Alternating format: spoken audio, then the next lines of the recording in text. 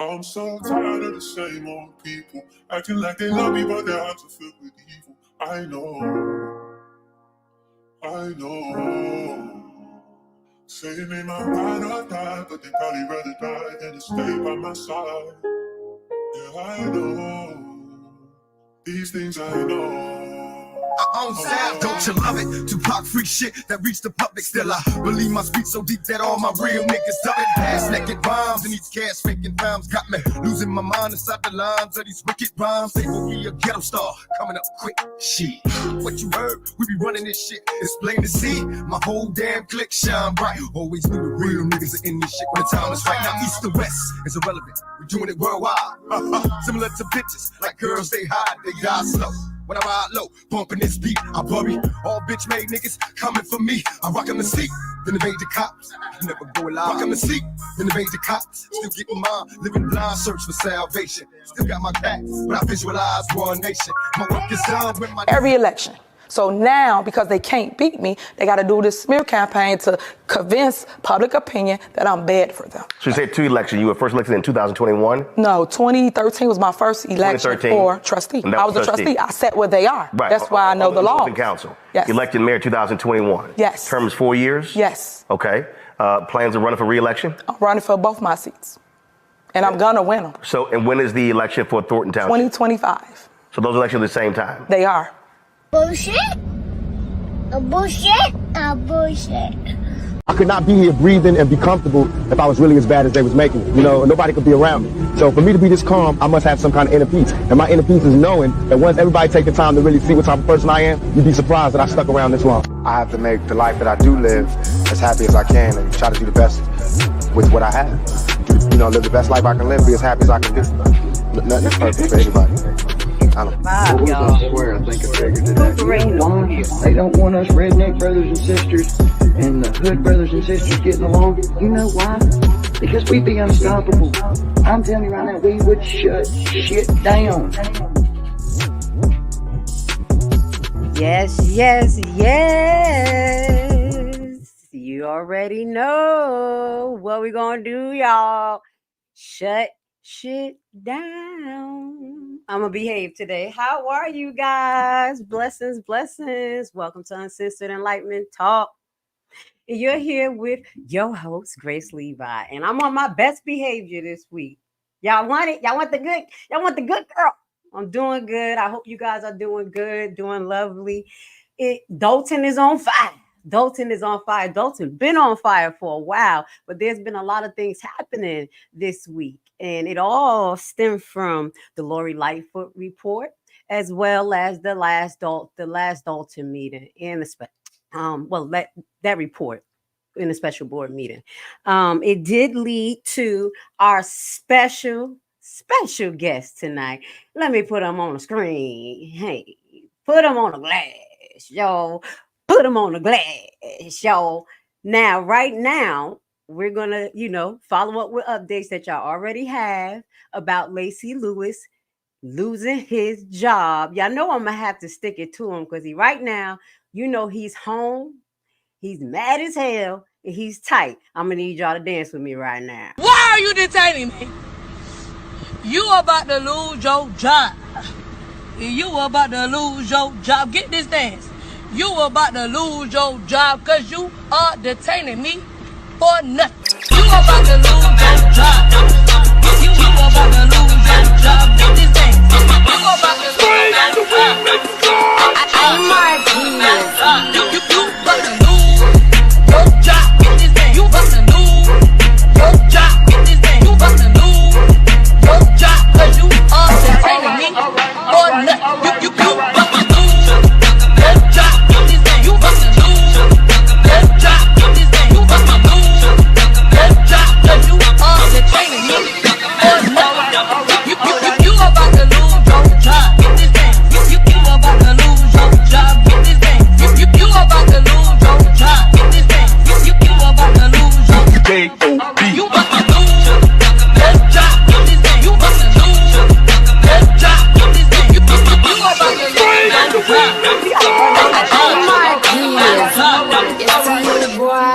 Yes, I had to play the whole thing. I just had to play the whole thing for you guys. We're going to rub it in his face. So we know he lost his job. Oh, my bun about to come out and everything and stuff, trying to turn up. You about to lose your job. Get this dance. All right. So we already know that he lost his job. Okay. And following that, we're having deja vu. We're having deja vu. And someone may be turning on Henyard. There has been an investigation started against Mr. Lacy Lewis related to bankruptcy fraud. Now, I just want to show you the page. Let me just show you the Google search where you put this man's name up in the Google search. He did all he did in his career just to have a legacy like this. Okay. You remember we did this a while ago when we just put Tiffany Henyard name in and it was just nothing but bad stuff. Let's just quickly skim the page. As you can see, my baby girl picture pops up, and this is Alexis Wilson. We want to give love and blessings to Alexis Wilson. We're going to put her on the screen every live. Shout out to Alexis Wilson. We already know what we're trying to do or what we're going to do. We're working on changing the name of the Dolton skating ring to Alexis Wilson Justice Skating Ring. Yes, baby. So please hit the like button and also hit the link when you see it in our community page and when we put at the bottom of our videos. Okay. All we need is a signature, just a signature, and it's free. Okay.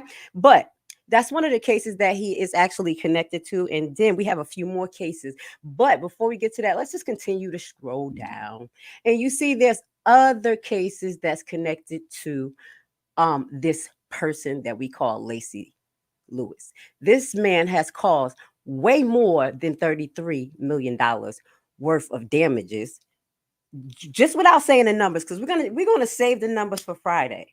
Friday, be ready for me, guys. We're gonna do about a 2-hour live, or probably 3, and we're gonna get into these numbers, and that is gonna include all the lawsuits that has been settled. If we can get a settlement amount related to Lacy Lewis. Right now, I have 5. So we have the $33.5 million lawsuit that we know where he was involved in a chase that fatally unalived a Dolton resident, as well as left someone permanently injured. We also just went over one last week, just before the meeting. Miss Pamela Williams, I'm saying it right, Pamela Williams, the protester whose First Amendment right was actually taken away from her for protesting for the Alexis Wilson untimely murder. Okay. And in that particular lawsuit, I love the fact that her lawyer clarified that they were going against them for conspiracy. Okay. With them all conspiring, the 3 that was named, in cahoots to lock her up. And one of the 3 was, let's put her on the screen. Let me put my sister on the screen. You know, I gotta put my baby girl on the screen. Related to Henyard giving a call from her watchdog, call dog, catcher dog number 2, right here, because we already found out that Dolton Police Station was catching the dogs. He was doing 2 jobs for all that overtime money. Also, we found out that he was receiving overtime money when he wasn't supposed to, because you guys know if you're in a supervisor position, 9 out of 10 you have a base salary. Yeah, and that base salary is all you get. But he found a way to work around that. Also found a way to put his name on credit cards. I don't know how normal this is, but I'm gonna have to do more research in regards to, sergeant, head of police station having expenditure cards or access to that. It's just so weird. What else? He had at least 2 cases related to other officers related to First Amendment issues, wrongful termination, as well as wrongful hiring. We went over that. He was involved in that, where Tiffany did this. Let's put on. You remember, she did this. She did this. 2 out of 3 of these officers did not pass their tests, according to that lawsuit. And they may be still walking around Dolton. We got to do some research on those names. We're going to get into that later on. Who else? We had Pablo's Cafe, where we're still waiting for Pablo. I think it's called Pablo's, as per the lawsuit. We're still waiting to see what's the development on that because lawyers have switched. Ooh, I got some good news, y'all. Well, not some good news. I got some news. I got some information just researching. We're going to get into it. I found something, guys. Hit the like button. Hit the like. Okay, I'm going to get to the comments real quick. Just bear with me. I'm getting back in the groove this week. Last week was rough for me. I know y'all think I'm really strong and I had to sleep, recover, pray, so I'm still getting myself together. And with that goes to say we're going to go into the other Williams case. Do y'all remember the other Williams case that we went into with the young lady? She was over the permits and stuff. And I think they changed her to be a clerk or something. I forgot what they changed her to be because she would not go along with the program. Now, from my memory, Lacy was involved because at the end, he escorted her out. So he's involved in that lawsuit. And yeah, those are about the first 5 or 6 that I wanted to just bring back to your memory. That was some of the things that we went over for the last 2 or 3 months. If you don't know, we're going to have in a paid playlist that have all adults and videos that I did. So I'm going to be updating that tonight. And I'm also going to make sure that every video connected to Dolton have the link to the Alexis Wilson skating ring. Oh, I call it, yeah, ice ring. Okay. I'm already claiming it. Okay. Now, let me get to the comments. We're going to get to the article and we're going to get to the comments. Hey, Valerie. Valerie, you know I call everybody Valerie. Girl, they tired. They sick of me. Every time I don't know a name, I say, is that Valerie? They sick of me. Okay. I said, because that was my first mod. I love you, girl. Thank you for riding with me. Okay. And baby, you ain't going to die. Not with me. You already know. We bringing everybody back to life. Let me take this damn butt out of my head. It's about to come down. Let me take it down. Get a little loose. Now, what else? Javar, blessings. Welcome. Thank you for the people not leaving me, y'all. I love y'all. I done blocked so many damn people. More people came. I love y'all. I'm grateful for you guys, and thank you for supporting Grace Levi. Now, let's get to a little bit of this Lacy Lewis. Talk a little bit about him, and then we're going to get into the update, the surprise I got for you guys, and then we're going to get into the housing director. Because I was just inquiring about him, wondering why this man was calling down Jesus and talking all this stuff. We're going to revisit that. This live is going to be pretty long, okay? We're going to break it up as well. So you guys, if you miss it, some of it, it's okay. We're going to split it up. We're also going to do a case read tonight. I'm here for it. Y'all like, why is she going to do so much in one night? Because I got some stuff to do. I want to make sure that y'all are fully informed with the things that I wanted to provide with you guys for you guys. And then we're going to split them up, okay? So if you don't have to watch this full live, but I'm just giving y'all a heads up, I'm here for it. As long as God give me the strength. So now let's get to Dolton Deputy Police Chief indicted on bankruptcy fraud charges. And this is what I wanted to compare that to, as we already know, Keith Freeman. And I was looking for the bankruptcy thing. I think it's 3 of them. I'm going to have to do some more research because I just started doing it at the last minute.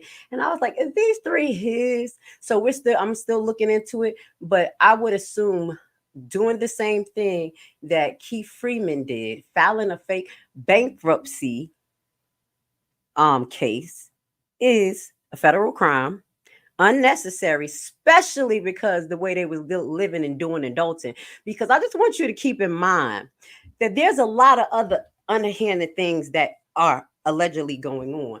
They're mentioning the tow company. Okay, this tow company keep coming up.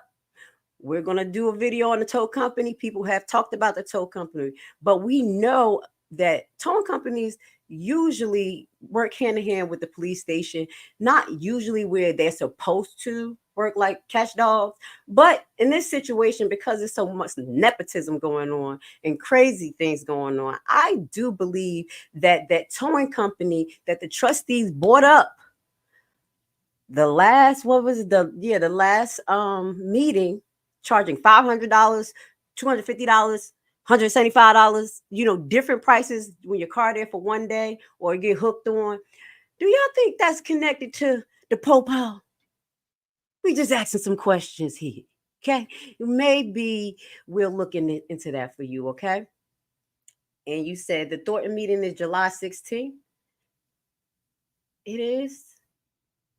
Okay. It says, because I need you to look at, okay, Illinois page. Okay, so we don't, the meeting, the Thornton meeting is the 16th. I'm sorry, y'all. I'm like, it is. I probably have to miss that. I'm going to watch it because I'm going to be on the road, y'all. Thank you for putting me up on there. I'm going to see, we go over it once I get settled. Okay? Yeah, let's get to it. Anyway, let's play this video. Thanks for the heads up. Who put anybody? Was this a question? Who was this, Rob? You want to know who Alexis Wilson is? I'm not going to interrupt the whole broadcast. I saw my boo-boo name. Yes, this is a young lady who was unalive out there in Dolton. Now, Lacy wasn't directly connected being there and the cops there, but he was over the cops at that time. No, it was Carlton that was over the cops. Let me correct that. And then Lacy came right after them, but still supported it. So there is a link that I'll put here for you guys if y'all don't know who she is, and y'all can get a little bit more information about that. But we are working to put a pin in Henyard's ass. I'm trying not to curse. I'm being good today by creating a petition to change the name of the ice skating rink in Dolton that she named after her daughter and put a whole bunch of hearts on there that got on my nerves from the beginning. We want to rename it to the Alexis Wilson Justice Skating Rink. So that's who she is. I'm going to be talking about her every time I go live. I ain't going to drive y'all crazy, but it's going to be a household name, and we're going to do this. We're going to get justice, okay? So let's play this right now. The reaction from the community. Courtney? Yeah, good morning to you both. A federal indictment that came down yesterday accuses Dolton's acting police chief, Lacy, of bankruptcy fraud. This comes about a week after the village fired Lacy after placing him on leave. But despite getting notice of his termination, we're told he was still showing for work. It's a great day in Dolton. Justice is being served. Dolton residents reacting after the police department's acting chief is slapped with a 9-count federal indictment. Lacy now accused of bankruptcy fraud, making false statements and lying under oath. I'm just so happy because this man needs to be taken off the street. Right. He does not need a gun or anything. Period. According to the 24-page indictment, Lacy has filed for bankruptcy 7 times over the last 40 years, including 2 times in the last 5. In one case dating back to 2015, Lacy is accused of largely underreporting his income and lying about being separated from his wife so he could claim she wasn't contributing to their shared expenses. All of that to allegedly avoid paying back more than $40,000 he owed in a settlement. This is going to be a domino effect, and we got to take the rest of the trash out. Residents rejoicing the news, investigators say, stems from an ongoing federal investigation. Lacy, now the second ally of the self-proclaimed super mayor to face federal charges of bankruptcy fraud, but his attorney calls this a witch hunt. They're trying to find people that will shy away and cooperate with them against the mayor. Henyard's top aide, Keith Freeman, also federally charged, now cooperating with village trustees who called for an investigation against the mayor. Lacy's attorney saying he believes prosecutors are targeting people they believe they can flip, and residents say they expect to see that happen. I think that this is a good thing because I'm sure Lacy is going to try to save himself. Former Chicago Mayor Lori Lightfoot recently revealing findings of an investigation she was paid by the village to conduct. While that was separate from this indictment, it laid out big allegations against Lacy. With all due respect to Lightfoot, it was her conclusion. She's nobody. Lightfoot was a formerly high-powered federal prosecutor before her time as Chicago's mayor. Her findings revealed Lacy is accused of being paid more than $200,000 in overtime over the last few years, despite his inability to receive overtime pay. She's just the person that came out with a conclusion, and the village is taking it as if it was the scripture. Residents now waiting to see what comes next for Lacy, the department, and the village. There are some good people working for the police department. And shout out to Robert. Hey, Mr. Roberts, I do apologize. This is my boo. He makes my heart melt. This is my guy. Dolton. My wife and I have met a couple of them. And I hope the powers that be will allow one of the good ones to fill the space. Now, Lacy's attorney says he will surrender in court and plans to plead not guilty. Each of these charges, if convicted, is punishable by up to 5 years in federal prison. In the newsroom, back to you. Wait, I didn't write down the notes because I was so excited. I'm over here. Y'all know I usually take notes, but when I'm excited, did they say it was 3 different ones? That's what I thought I saw. Am I crazy? We're going to let me just, I'm not going to play it again. Should I play it again, y'all? I was just so happy. I was just smiling and dancing. I got a little sidetracked, but we do know that it was more than one. This guy can face up to 5 years, and it sounds remarkably similar to, as we talked about, Keith Freeman. So what we saw Keith Freeman doing shortly after this, shortly after a situation like this, did he turn on Henyard? It does seem like him and Carmen have turned on Henyard.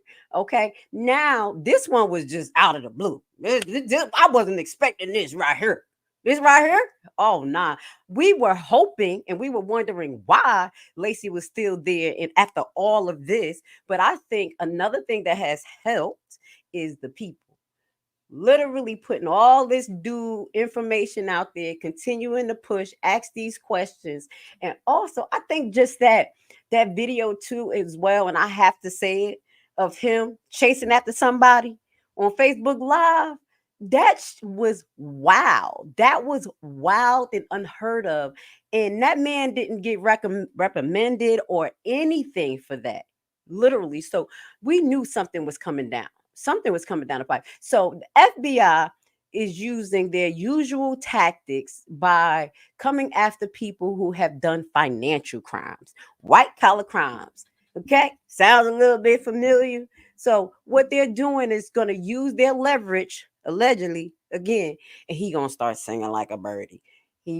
I would assume he already don't have a pension. Okay, let's make sure, push for that. Ask those questions. Make sure that this man don't have no pension, because he done took so many people's lives and or affected it, and literally almost bankrupt Dolton. I'm saying almost because I'm trying not to claim that, but baby, the way things are going, y'all definitely need Thornton Township in the services, because they know him right there. This man right here. This is one of the main ones right next to Henyard. If y'all really want somebody to go to jail, then hell, I think y'all really need to focus on these two. Pray for this man. Pray for this man over there looking like Yoshi. Looking like Yoshi with his old short ass arm. Get his ass off my daggone screen. A big old dummy. Now, so we're not going to drag it into the wall. I'm going to put some links under there. You guys have been hearing about this. Let me see if I could get into this article and see if it's going to give me a little bit more detail. The police officer of the village of Dolton, Illinois, was indicted Tuesday on federal grand jury in Chicago on bankruptcy charge for allegedly engaging in a scheme to conceal assets and income from creditors and prevent payments for settlement and lawsuit. 9-count indictment. Whoa, 9-count indictment returned this afternoon in the U.S. District Court in Chicago charged Lewis Lacy, 61, of Illinois with bankruptcy fraud, making false statements and declarations in the bankruptcy case, and perjury. Okay, you wrote it, said it, and you signed it and put it in, your big old dummy. Each count is punishable by a maximum sentence of 5. Okay. Whoa, he's going down. He's gonna almost get close to 50 years. Okay, if he don't plea. Okay, do the math. 5 times 9, almost 50, right? Yeah, almost 50 years. Yeah, I think he's definitely gonna sing like a birdie. Okay, let's see what Henyard got up her sleeves as well. I made a few people uncomfortable. Well, a few people, they respond like I like to respond, hardcore, like, we ain't scared of that. I don't care what she got in her bag. Her bag is empty. But she's talking some smack, okay? So I don't disregard nobody. I know she been talking smack, but now it's getting to the end of the road. And she is still trying to be Thornton Township supervisor. She's still out there trying to campaign. Y'all have to look at that like something is severely wrong with her brain. And that's what everybody thinks. It's just her brain. Or she knows something that we don't know. Okay. Now, there was a video released by the independent investigative And I want you guys to go to his page because he made a lot of videos that was very detail orientated, related to a lot of information I think you guys should pay attention to. The independent investor, right? I'm going to put his thing up. I just have to show y'all because he may take his videos down. And I want you guys to see it before they go away. If the independent investor is, let me see, is it? Yeah. Yes, I got it right. Because I ain't call him Valerie. All right, let me put him on the screen. Let me put his page on the screen. Well, hold up. That's not that right one. Hold on. The individual. Okay. It was an independent investor. That's another guy. Let me put the individual investor. Let me put his page up there for you guys. Y'all go to his page. It's a little dry, but y'all gonna learn. Y'all gonna see what they got going on. He broke down a lot of videos. A lot of situations here. Tiffany Cares is not a charity. And he goes into details about it. He goes into more details also. Can Dolton be saved? This was 3 months ago. The calculations he made in this video, and I may use parts of it when we go live on Friday, is well beyond $6 million. Okay. The first lawsuit is $33.5 million, y'all. The one I talked to y'all about. Okay. I think that thing has a 6% interest rate, like, or penalty or something, like 2% interest. Don't quote me. It got penalty and interest and still not getting paid. 6% times $33.5 million. And insurance is not even covering 1/3 of it. These are the things we really need to pay attention to. So when that guy said that everybody just running with the Lori Lightfoot report, no disrespect, it's good that the CPA gave her that information, but it's way more. So he goes into the bonds. And if y'all don't know what bonds are, later on in this month, I'm going to do a really corny live for you guys to break down what these bonds he is talking about, okay? He goes into also, I got to break this down because he may take this shit off. He did his fucking job. He got one video, the individual investor. If you listening, put it back up there. It's one video you did not put up there and it's still private.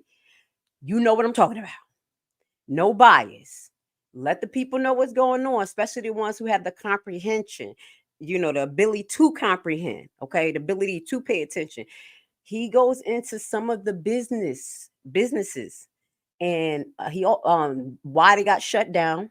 He also talks about the lake that was sold. We're going to revisit that here. This is a lot of issues that has been working passively but aggressively against Dolton residents and their capability of actually surviving this economy, because the things they have done has basically put y'all in a situation that, we just got to raise the taxes. And we already went through this when we talked about taxes, that Illinois got the highest taxes in the United States. And I talk snuff, but I couldn't talk snuff because Jersey was next. That's why I moved that ass out. Shit. Okay. So I know about these type of things that's going on. And you know why it happens out there? Because we don't go to the meetings. We don't pay attention. We don't. I'm just keeping it real. And it's a blessing, Dolton. I'm going to say this to you guys. It's sad that you guys have to go through this.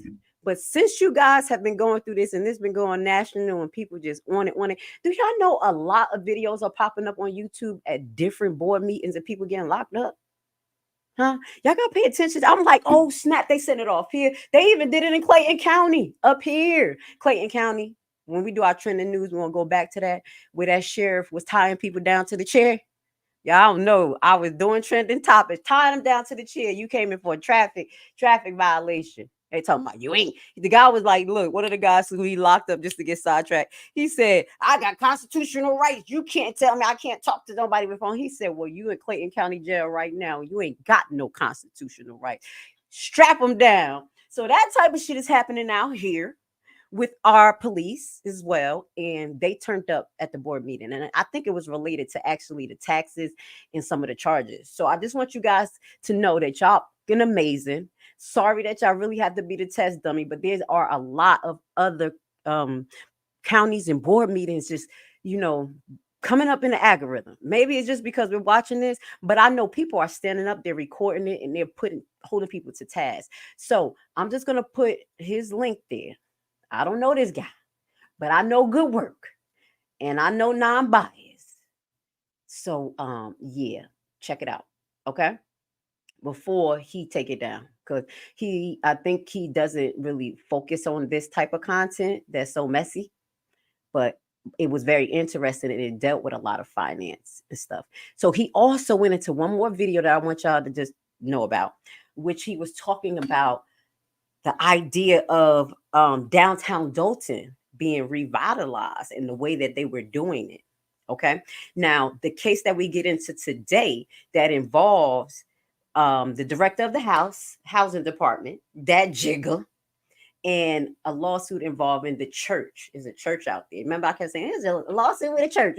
And I was like, man, we're going to save that because it's probably like, probably corny. But it's not corny when it fills in the whole picture. So I'm like, finally, I could do the church because I'm going to be talking about the housing director who was up there calling blood of Jesus, but then going after a church. That is next. Okay. Let me see if I have anything else to show you. Y'all guys, please check out the individual investor page.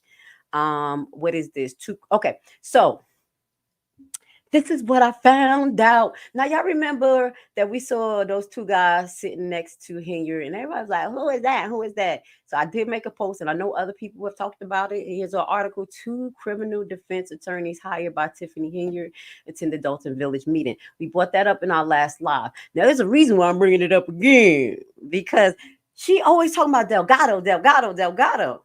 I'm leaving this information actually here for the super producer because I research, but she get down.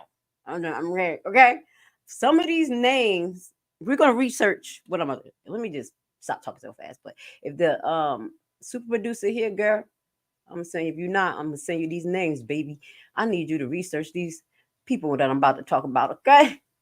Because I'm like, oh, she changing up.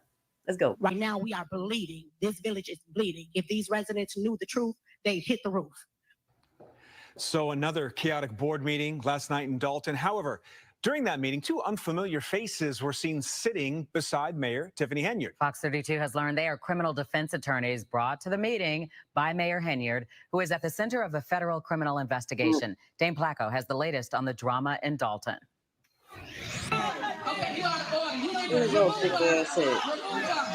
Another wild night at the Dolton Village Board, with a handful of residents being ejected for shouting at the mayor, who also continues to do battle with the majority of the village trustees. So you got us into this mess, and now we're trying to salvage what we can to get out. People that say things about me, I want you to prove it. Because, like I said, fact versus fiction. Sitting at the mayor's side in a place usually reserved for the village attorneys, 2 unfamiliar faces. I didn't know them. A lot of my board members, they didn't know them either. Fox 32 has learned this is Chicago federal criminal defense attorney Bo Brindley, along with his law partner Ed McDavid. The website for Brindley's law firm says results matter, aggressive criminal defense. The 2 criminal lawyers sat next to Henyard the entire meeting and even went into the board's closed executive session. What makes this especially notable is that Henyard is at the center of an ongoing FBI corruption investigation. Our biggest fear is that she's going to use them for her criminal defense attorney and that the village is going to pay for it. In a statement, Brindley, a former federal prosecutor, says Mayor Henyard retained me to evaluate the board's conduct and identify violations of municipal law. Mayor Henyard is charged with no crime. Brindley says he is not being paid by the village. All right, let's stop right there because I want y'all to take note of who these people are. This is Bradley, they said. Okay. So I'm like, cool. Bradley. I'm like, all right, cool. We're going to look to see if these cases start being, taken care of by Bradley. So when I was going into the actual church case, they had an update today. But we're not going to get totally into the case right this second. That's going to be the last part, the last read. But they actually had attorneys submit their notice of appearance today. And I was like, oh, snap. That was today. Let me see. Can I pull it up? And we're going to go over these new attorneys. I said, who the hell are these people? They got somebody new. So that's saying to me that Tiffany is pulling out of her bag, the money that she has hidden allegedly somewhere, because she has aggressive, allegedly criminal defense lawyer, federal lawyer. Those two that we saw, Bradley and his friend. And now there are other lawyers listed in this case. This is the case. This is the Christian church. Let's pull it up there. The name is Michael. Let me make sure I'm saying it right. Is Shika. I'm not going to say what type of nationality they are, because if I say it, I'm going to get in trouble. But Shika. Michael Shika. Okay, this is a filing that just took place today. Let me just make sure. Today's the 13th, right? File 8/13. I was like, damn, we got some luck around here just falling in place. And this was a notice of appearance in the Christian church case versus Tiffany Henyard. So we're going to get into that. I wanted to see who was those people. Let me see. Can I go to my little research and we found out a little bit about them. Federal judge will not for city. Okay, that is, let me go to my hold on, y'all. Oh snap. Give me 1 second. I have a lot of tabs up, so I had to do what I do and have the other tabs ready on another thing because it was so much. So bear with me. Give me 1 second.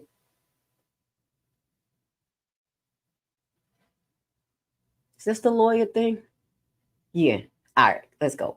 Thank you for your patience. Y'all know I'll be working this out on my own. Let's make it happen. All right, so we're gonna remove that. Michael Shika. And I know it don't look like that, but I had to go get it to get pronounced. That's how you say it. Okay, I was like, okay, cool. All right, let's put it on the screen now. I don't want to put his information. Michael Shika, I don't want to put all of his information up here, but let me see if I can scroll down to this part. Because I don't want, they're going to be like, you doxing him, but it's public information. You're looking for a lawyer, go get Michael Shika.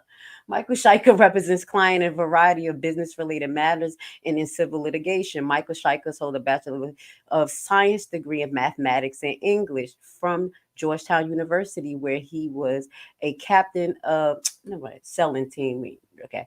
All right. A little bit about him. Michael Shika served as a judicial intern in the Honorable Virginia M. Kendall of the United States District of North Districts of Illinois. So Virginia M. Kendall of the U.S. District Court of the North District of Illinois.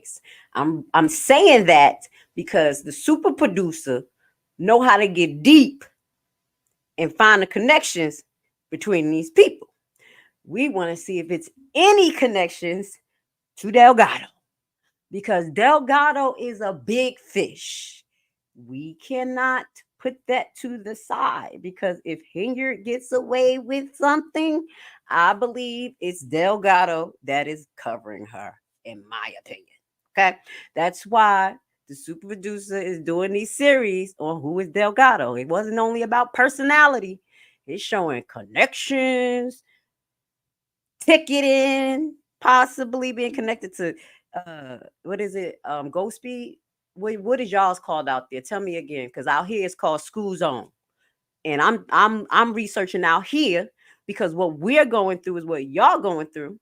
I'm already contacting the Attorney General. I also already contact so many people in my own area about these camera tickets that literally, if it's like 25, you're in the 25 zone and you go 36, you know you got a 10 buffer. Who the hell could drive 25 miles per hour? We be trying. Shit. 36, you get a ticket. That's what y'all going through, Dolton? Because that's what I'm going through. It's so bad out here that I don't even drive before 9 a.m. in the morning unless it's real early in the middle of the night or around 3 or 2. I'm not about to play. I don't want no pictures. I'm tired of popped up tickets. But I'm saying all of that because some of the information that the super producer went over for the last 2 of her lives were highlighting Delgado being connected to a camera ticketing company out there in Illinois, allegedly, and separating itself. And they got the contract. And then he over there being people lawyer. Yeah. So I want to find out if this person is connected in any way. Okay. She got the skills. I'm just going to give. Okay. Now, let me just go into a little bit more because we got a new lawyer to pay attention to. So it's Michael Scott is Shaker. Okay. Shaker. That's what it is. I want to go to his law firm. Let's go to his law firm and then we're going to get into our next topic. Okay. But I'm not going to dox him. But we do need to know what's going on in Dolton, who we dealing with, and how is this getting paid? What y'all think Henyard doing? I think Henyard is taking her as in her secret accounts that's offshore allegedly. I'm just talking because I know how big people with big money do. I know what they do. So she already got 2 on reserve to watch the trustees. And now we look like we have another team. Okay. So this is so this law firm is Lynn and Weber, and it is Sanson Nettie, Lynn and Weber, and it's Daffodon. Okay, just want to, because y'all know I'll be butchering names, but this is the law firm. Okay, because I had to make sure I was like, let me make sure I'm saying it correctly. So Lynn and Weber, Daffodon, and Sanson Nettie. Okay, these are the top partners of this law firm. Michael Skyka is associate, and that is who Henyard is dealing with. Now, every time I go Google this name, it's that star that come up. What is his name? Michael J. Fox come up. I'm like, why the hell do they got a picture of Michael J. Fox in replacement for him when I Google him? So I want to need all y'all inquisitive minds to keep y'all head wrapped around that she has more than those 2 lawyers. We have 3. It is not Delgado on those cases. All the cases, we got the letter of the cases that Delgado removed himself from. And he removed himself from, this letter was April 24th, 2024. And this is the letter to talk about to the Board of Trustees to withdraw from the cases. And there was actually 19. And the last case was Carl Wilson versus Dolton, Village of Dolton. So there's a lot of cases. I'm gonna check off some of these cases and make sure that we went over them with you. And if we did not, we got a lot more to share with you because we need to make sure that she unasked the seat for the upcoming election, that the person that's going in, whoever it is, I don't know who's running against House. Nobody? Yeah, I was just gonna give him the seat. Well, if House get in there, I was gonna give him the seat. I love House. I ain't mad at him. That's the person who I think I like. House. House told me I had a ministry. I was like, I do. Oh shit.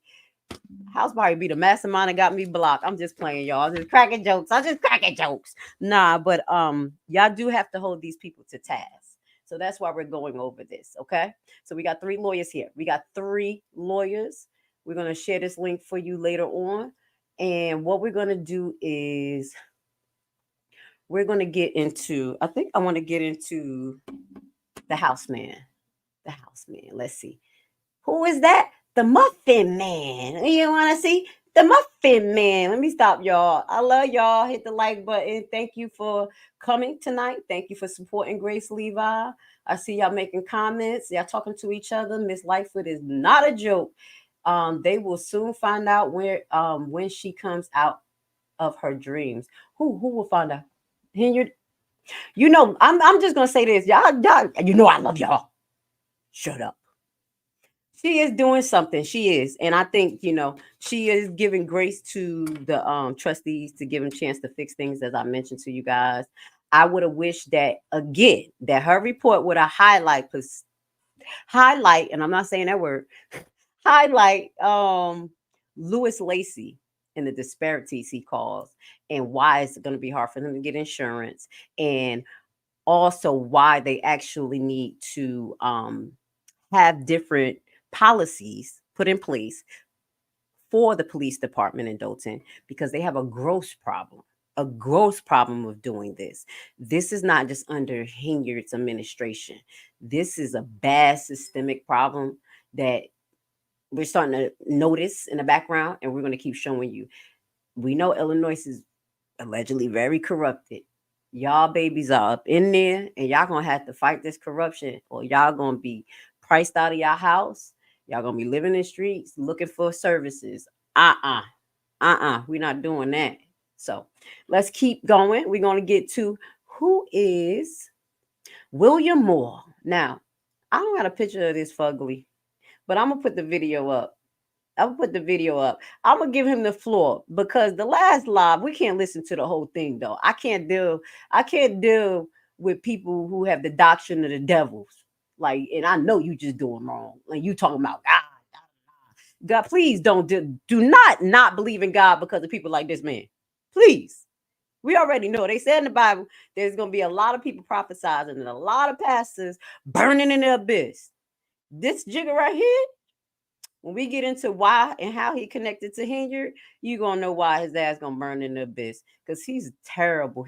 He's riding with her to the end. He is riding with her relentlessly. Let me ask you a question. Do you think this guy, after you listen to him, is he going to actually tell on Henyard? Because he is very delusional, but he can articulate himself. His delusion is equal to, I was about to say Stan Brown, but Stan Brown looked like he not about to play. Stan Brown about to tell. I told y'all he gonna catch on. Don't be playing with the slow people. Just because he's slow don't mean that he don't know. He was like, let me ask you a question. Is they just investigating the mirror, right? Just her, right?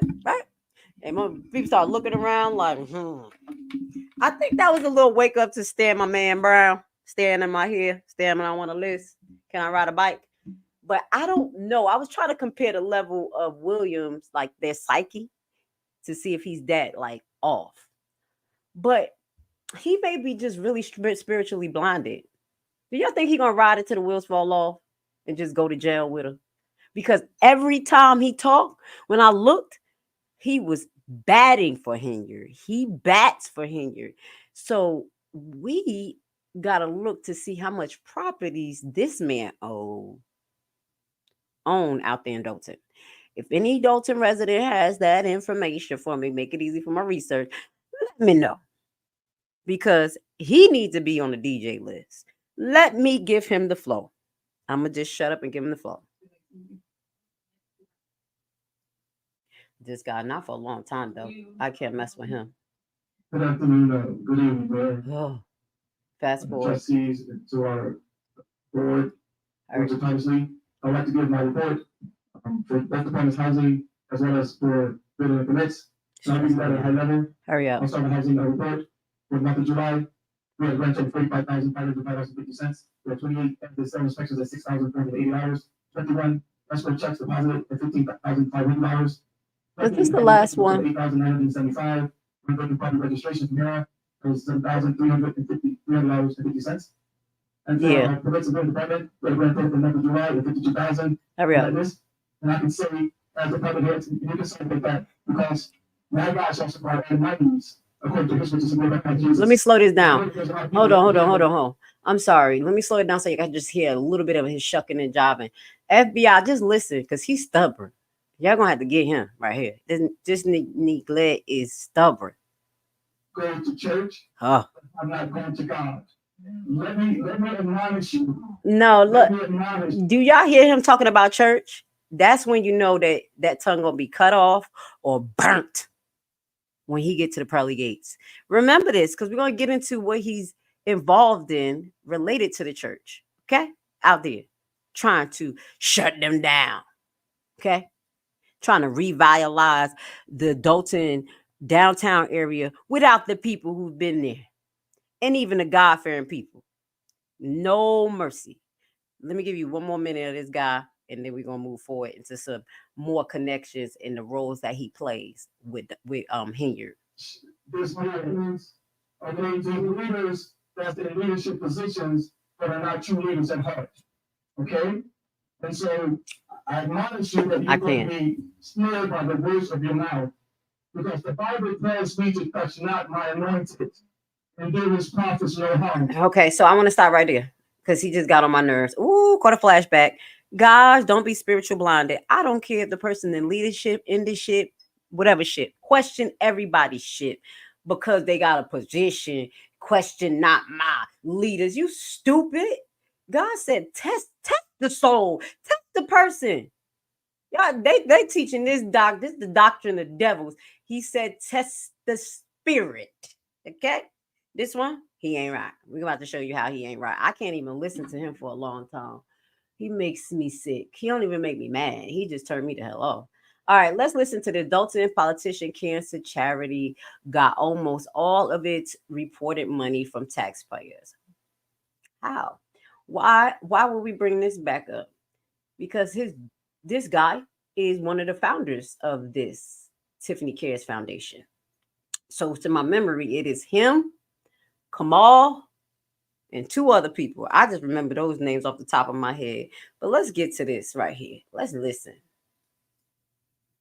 Shout out to WGN9 News Investigation. They having fun with this right here. They be doing series on Dolton. And, you know, it's not being funny towards Dolton, but they really keeping a good tabs on this. So respect to them. WGN Investigates has learned nearly all of the money as South. Don't you do me like that. Wait till I'm connected to Wi-Fi. Hold on, y'all. South has learned nearly all of the money as South. WGN Investigates has learned nearly. It's like it's buffering. We're going to try one more time, and I'm just going to get to the article. Move on by. I wonder if there's a lot of people online. Bear with me, y'all. It's going, and then y'all might have to bear with me later on for where I'll be at in the next couple of weeks. Because there you go, booby. WGN Investigates has learned nearly all of the money a South Suburban politician's cancer charity claims to have received in its first few months of activity came from taxpayers. It's the latest example of questionable spending by Dolton Mayor Tiffany Henyard, who also serves as Thornton Township supervisor. The Tiffany Henyard Cares Foundation was created in the fall of 2022 and heavily promoted by Henyard. The township board she oversees gave the foundation $10,000 days after its creation. A new filing with the Illinois Attorney General says the foundation only raised $3,000 additional dollars. WGN Investigates has previously reported thousands more dollars were charged to township credit cards during the charity's walk to Springfield. Henyard tried to distance herself from the foundation in a recent interview, claiming she had no involvement in the group's activities. The Attorney General has ordered the foundation to stop soliciting money because it still hasn't submitted tax filings to show how it spent money. All right, so that was a flashback real quick so you guys can get an idea. We're going to get into how this guy is tied into that. This guy. There's a lot. Henyard keeps us entertained. Something is wrong with this child. Let me put it on the screen while we talk about it real quick. All right, so in September 2022 meeting, Henyard of the Township Board voted to give $10,000 to her foundation, which claimed to help people with cancer. Records show that the foundation paperwork was filed with the state the same day that the township payment was approved. Jesus, document shows the foundation officials are all people who work for the village of Thornton and or Dolton. Dolton Village Manager Keith Freeman is part of that, who is also Henyard Pay's senior advisor at the township, filed paperwork for foundation. Village of Dolton Housing Director William Moore and Henyard's executive assistant in Dolton, Carmen, where in the world is Carmen Sandiego? So we already know Carmen turning, Freeman turning. I'm sorry, I'm getting a little happy here, but this jigger right here, he's still holding on real hard. Okay, so let's get into it. Woods and Airhart declined to comment. All right, so let's see what else. Henyard and others include DJs and photograph flyers, a drone, took a e-bike ride for over a week last October. This wasn't a one-day thing. These people was doing it every day. So she could testify on behalf of the bill. Hold on one second. Let me just read the whole thing. Henyard and others, including a DJ and photograph, flying a drone, took a e-bike ride for over a week last October from Dolton to Springfield. Yeah. So she could testify on behalf of a bill that she hoped could give tax breaks to people suffering from cancer. And that's where we're going to show you one of our favorite residents. Okay. I know we're going to have to show her because there's a reason why she mad. Okay. So we already know that our housing director, Mr. Moore, is connected to her in this way. Okay, he is one of her organizers of that charity that is under scrutiny. Also, let's just move on. He was served a letter. Let me see. Illinois Attorney General orders Dolton Mayor Charity to register. Okay, let's put that on the screen. I mean, these media freakers. She's such a good businesswoman. She's such a good businesswoman, and all the people around them, they literally was just doing anything. And I don't know. I know they've been doing this for a while, but y'all think the Trump era like fueled this? I'm gonna be honest. Because during the Trump era, I'm gonna be honest, that would really spark me to start my business and really push and do it and felt like it was doable. You know, if he could do it, anybody can do it. Hey, you already know. No disrespect, but a lot of people went down that route and they was going after the PPP loans and all types of stuff. So I really think that fueled it. And also, as I mentioned to you guys, Trump drew back on a lot of the acts that were put in place to regulate these businesses, like the Dodd-Frank Acts. So basically what he did was make the whole United States like Georgia, like bump it, free fall. We ain't gonna look up none of these businesses that's doing y'all wrong. We ain't funding the companies like a Better Business Bureau lost money, Consumer Protection Consumer Protection Bureau lost money as well under the defunding. So we suffered. I'm just gonna say it was good, but how many Black-owned businesses is really doing well and thriving right now? You see what I'm saying? I knew they were gonna come after people after that damn PPP loan. I told people, I was like, for that, I don't want that money. I'm giving real information. If you say I get $5, I don't want it. I'm good. I'm scared. I don't even want it. So the U.S. charity organization organized by Dolton Mayor Tiffany Henyard has been told by the Illinois Attorney General office to stop soliciting or attempting contributions and that it must register with the state. Now, this was February 23rd, 2024. Okay, so this is about 8 months ago. You know how long she's been in the office and just all of this stuff. That's what I'm telling you guys. We got to keep our head on the swivel because this don't make no sense. Y'all gonna smack me. Y'all gonna be right mad at me. Yo, she just as toxic as Trump. And she get away with it. Don't be mad. I don't hate Trump. But baby, no, she worse than Trump right now. She just worse. Trump is acting like a superhero right now. But don't forget about his past. Don't forget about his school. Don't forget about all that Trump Tower nonsense. Baby, okay? She is terrible. Terrible. How is she still functioning? Let's move forward. Somebody's protecting her. The Attorney General letter dated Wednesday and sent by certified mail notes that Tiffany Henyard Cares Foundation is not in good standing and states that Attorney General has sent multiple letters advising, among other things, that it is not registered with the state. However, the foundation hasn't responded, and we have not been advised why there has been a delay. According to the recent letter sent by El Pesto, I'm saying it wrong, Deputy Bureau Chief of the Attorney General Charitable Trust Bureau, A Facebook page for the charity provides a little information about the charity's activity. We already know the page State Cares stands for Cancer and Remission Empowerment Survivors.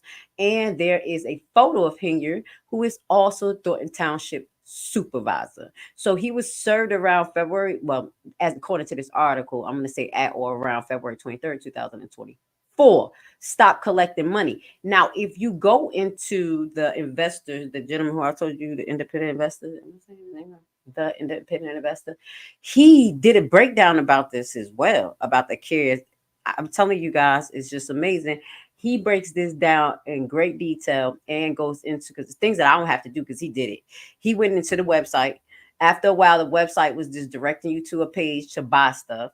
I think, in my opinion, she had changed it once they got that letter, and probably try to make seem like her donation was less than $5,000, because donation less than $5,000, you don't have to claim that with the IRS or tell them. You see what I'm saying? Anything less than that. So if she stopped having the link available and all that stuff, maybe she's trying to set up her white collar crime, because that lawyer that she has, the new lawyer, what is it? It is Skyka. He is a white collar lawyer. He specialized in business. He specialized in commercial transactions as well. Yes. I'll put the description down there. Commercial transactions. He is a well-rounded person for her shit. If you understand commerce here, if you understand commerce in the law, there's a backdoor to everything. That's why it's good for you guys to learn commerce and law. Is not a joke, because this is how they get all this stuff done. Even the little part that super producer went over, where Delgado took his name off of the business, that speed safe business, just before it was, approved by a county he was already working for, and they put his name back on there. Easy peasy. Also, someone else did something weird like that too. It's so many loopholes to stuff to try to hide stuff, like with the Ruckers and holding the Ruckers, the one that was trying to do the smoke lounge. They have a lot of drama with them, and allegedly his wife, according to the individual investor or girlfriend, ended up unaliving somebody with a hit and run. Okay, I want y'all to watch that video. But there was a change of ownership after the hit and run of someone in Dolton, basically trying to disassociate the young lady who unalived somebody by hitting them and running. And I'm just gonna leave that right there. Y'all watch that video, okay? That's why I be playing my video, trust nobody. Like Tupac said, you got to ask them daggone questions, because there's a lot of people who were friends. Y'all think these people wasn't friends before they got into these positions? Birds of a feather flocks together. Figure out who was friends in Dolton, and you're going to get a reflection of what they're into. And that's not just Dolton. That's just with people in it. So I want you guys to hint, pay attention, okay? I'm going to leave that alone. I love y'all. People be mad. Like, what are you talking about, girl? Now, let me put my favorite person on the screen. She's another favorite person. The nursing got to come out. I had somebody, and I'm just going to say, she got blocky. I turned it to block and delete. I usually don't block and delete, y'all. But this daggone thing that went on, and it's in the monsters, and it's all black females mostly, and then a few clowns. The men coming over talking about the way I say specific. I can't say the word. I got a heavy tongue. I don't care. Kiss my butt. They coming over here messing with me with that. I'm not about to play with y'all. I'm from North. Leave me alone. I just block and delete. Then you got the women coming over here talking shit about me. Just talking shit. And then one person said, my husband is a physician and something. And I don't know what the hell she said. When she said that and talk about my behavior, I just deleted and blocked. You know why? Because I don't give a damn. I'm going to be myself. You don't know how I act when I'm not here. This is my platform. YouTube is not a professional platform. We can express ourselves. and I choose to be me and free. Okay, I don't care what title I have. I'm a good person all around the board. Take me as you see it. Y'all will love to work with me. Y'all will love for me to take care of y'all family. I promise you. I go in hard. This whole week, let me tell you what I've been doing. I just got to tell y'all. Every day I've been getting up studying from 5 to about 8, 9 o'clock because I'm moving into another type of ICU unit. It's the CCU. And I said, I'm going to be ready. So all this chaos, me pushing out videos, getting ready for this next contract, I've been studying. So whoever want to talk about my pronunciation and that, don't let that fool you. That many people got different dialects. And because we can't pronunciate the words that you want us to pronunciate because you ain't the smart person in the world, don't mean that you can step above me or step through me. I'm just keeping it real. So don't disrespect me. The women's coming over here acting like a fool for Jedediah. I'm just keeping it real. Them bitches lost. So they go love on your man and leave me the fuck alone. I just had to say that. Just get out of my face. And somebody, shout out to the people who said I was gonna lose subscribers. I've been deleting them. And more people been coming, and I love you guys because that told me I'm good being me. You know what I'm saying? And you guys are good being you. A lot of you guys come over here because y'all can just talk y'all stuff. Y'all can talk y'all stuff like this person right here. Miss Vivian, and I ain't call her Valerie. So be quiet, super producer, because I've been calling everybody Valerie. Valerie, you don't know you my best friend?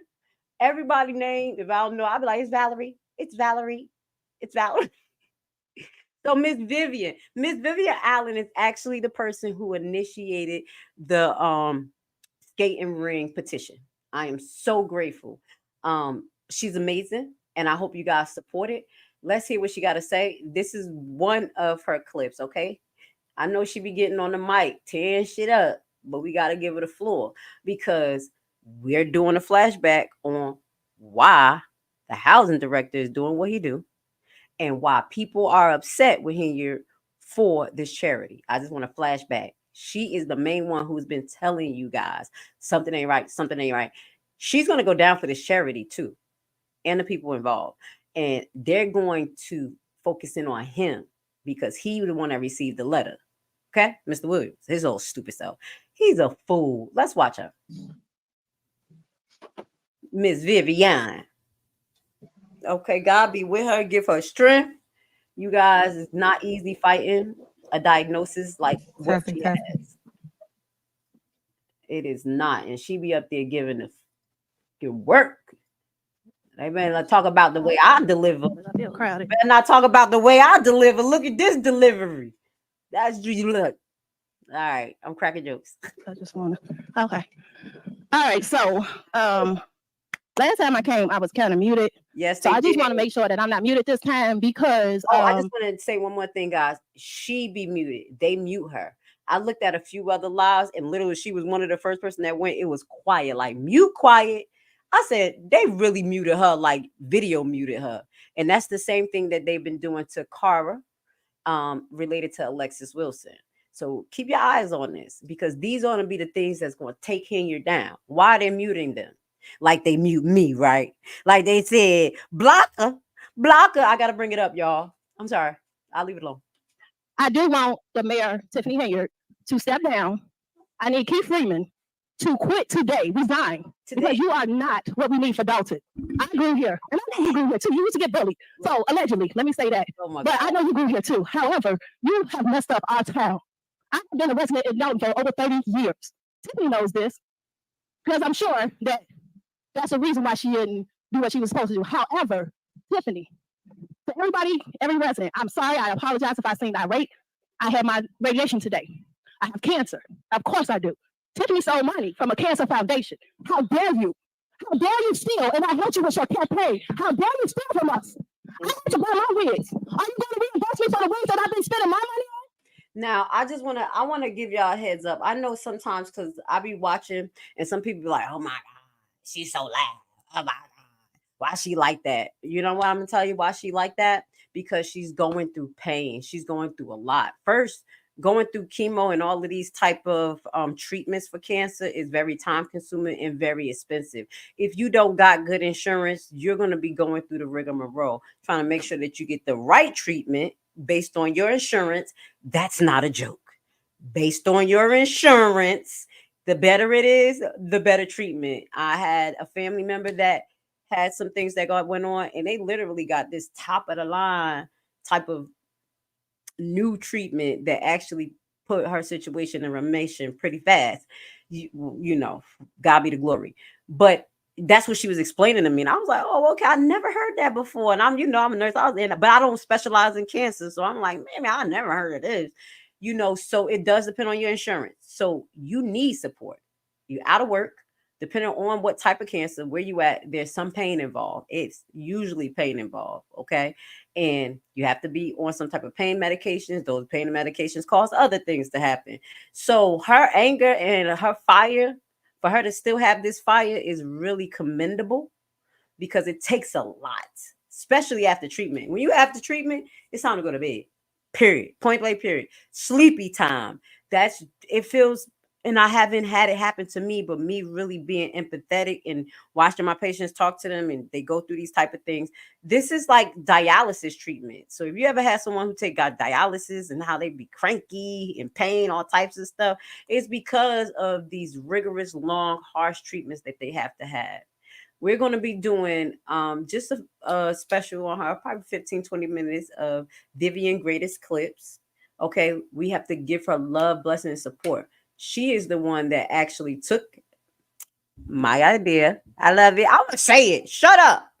And that's what I asked. I said, hey, wouldn't it be a good idea if someone actually, try to get Tiffany Henyard pissed off and rename that damn ice skating ring? Because it made me mad, first and foremost. But I don't hate kids.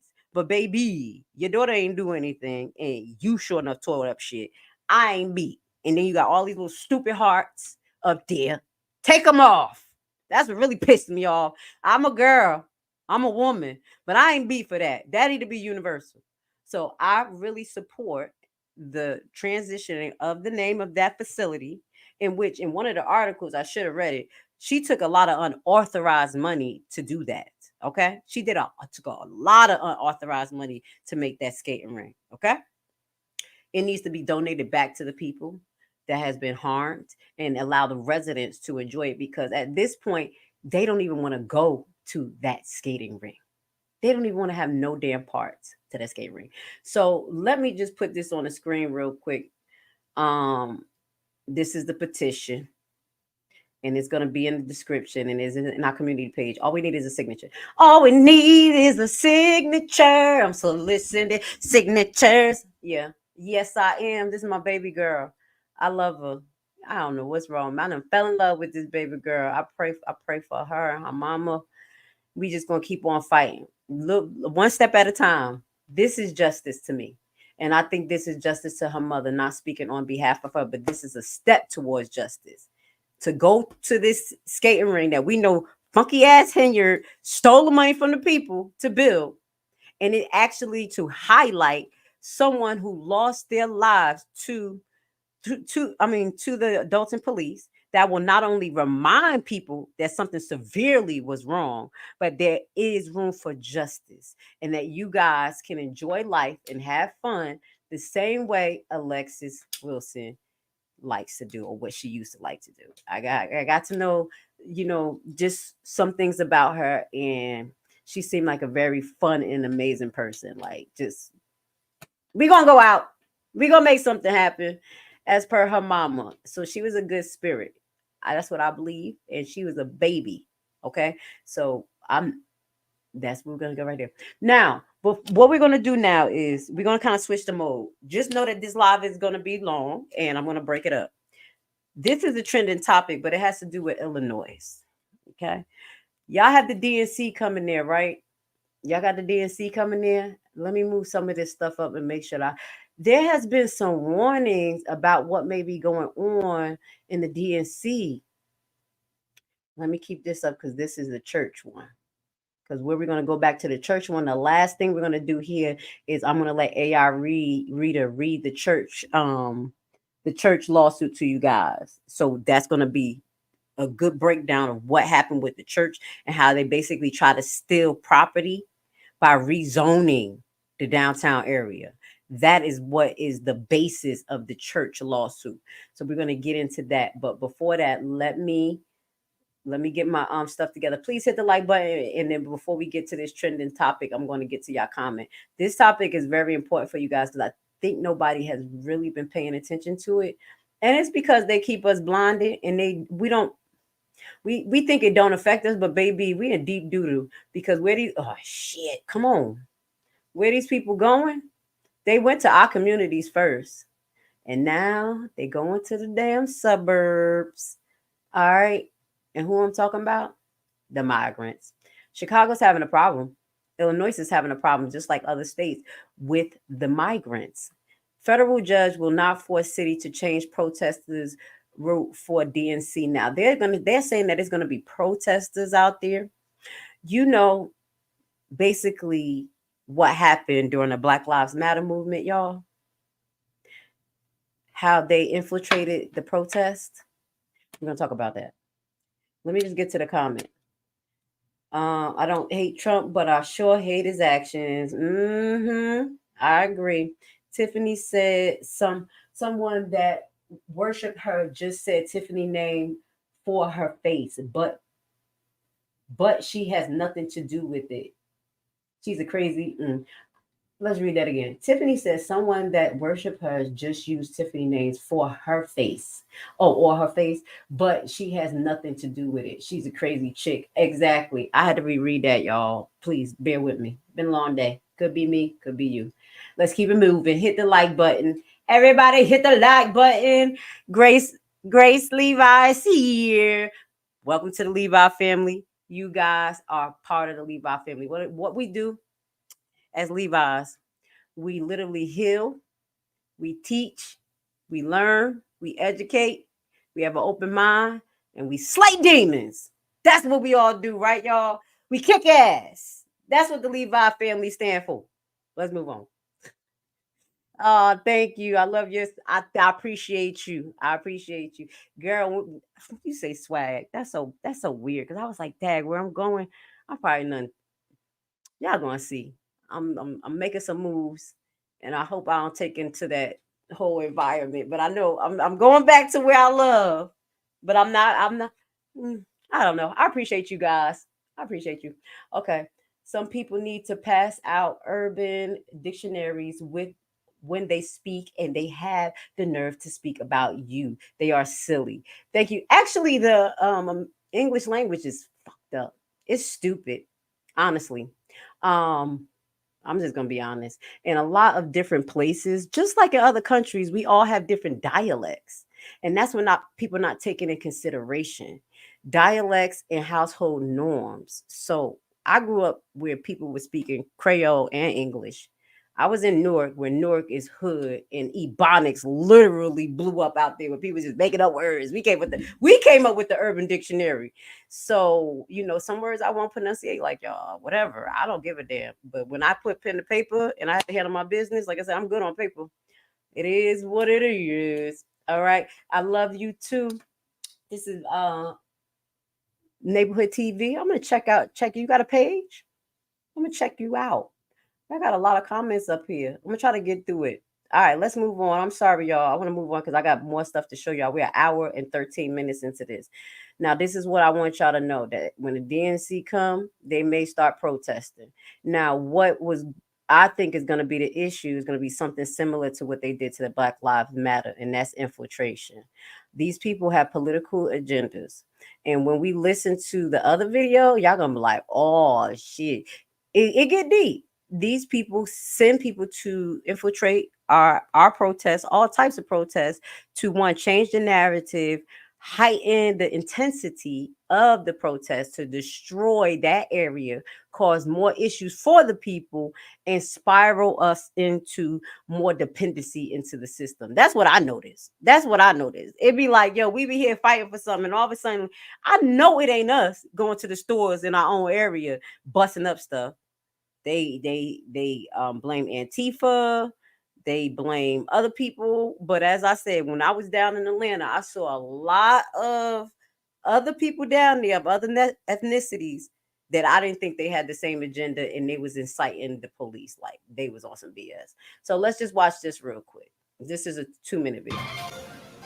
Hey, good morning, guys. A lot of news coming out of the near west side this morning. We are finding out that these barriers that you see here right behind me, well, they may have not been allowed to go up. And now the alderman in this area is now voicing his concerns about them, as well as the protesters. Well, next Monday, they had plans to have a big protest near the United Center. However, a federal judge is saying that they have to stay at least 4 blocks away. We're finding out a federal court judge will not allow protesters to change the route of their march come next week. Pro-Palestinian protesters were planning a large march near the United Center during the DNC. However, a federal judge sided with the city of Chicago, keeping them blocks away from the United Center. Court documents say the city's route satisfies the First Amendment while addressing significant security and safety concerns. Already, rolling street closures are happening on the west side as the security perimeter is getting set up. Traffic may become congested on or near Washington from Damon to Wood, also on Wood from Washington to Warren, and Warren between Wood and Paulina.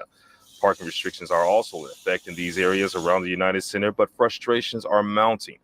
22nd Ward Alderperson Walter Burnett Jr. says he's been in meetings with Secret Service, but these barriers were never discussed. He been in meetings with Secret Services, but these barriers was never discussed. That's what they do. They give you a little bit of information and then fuck you over, allegedly.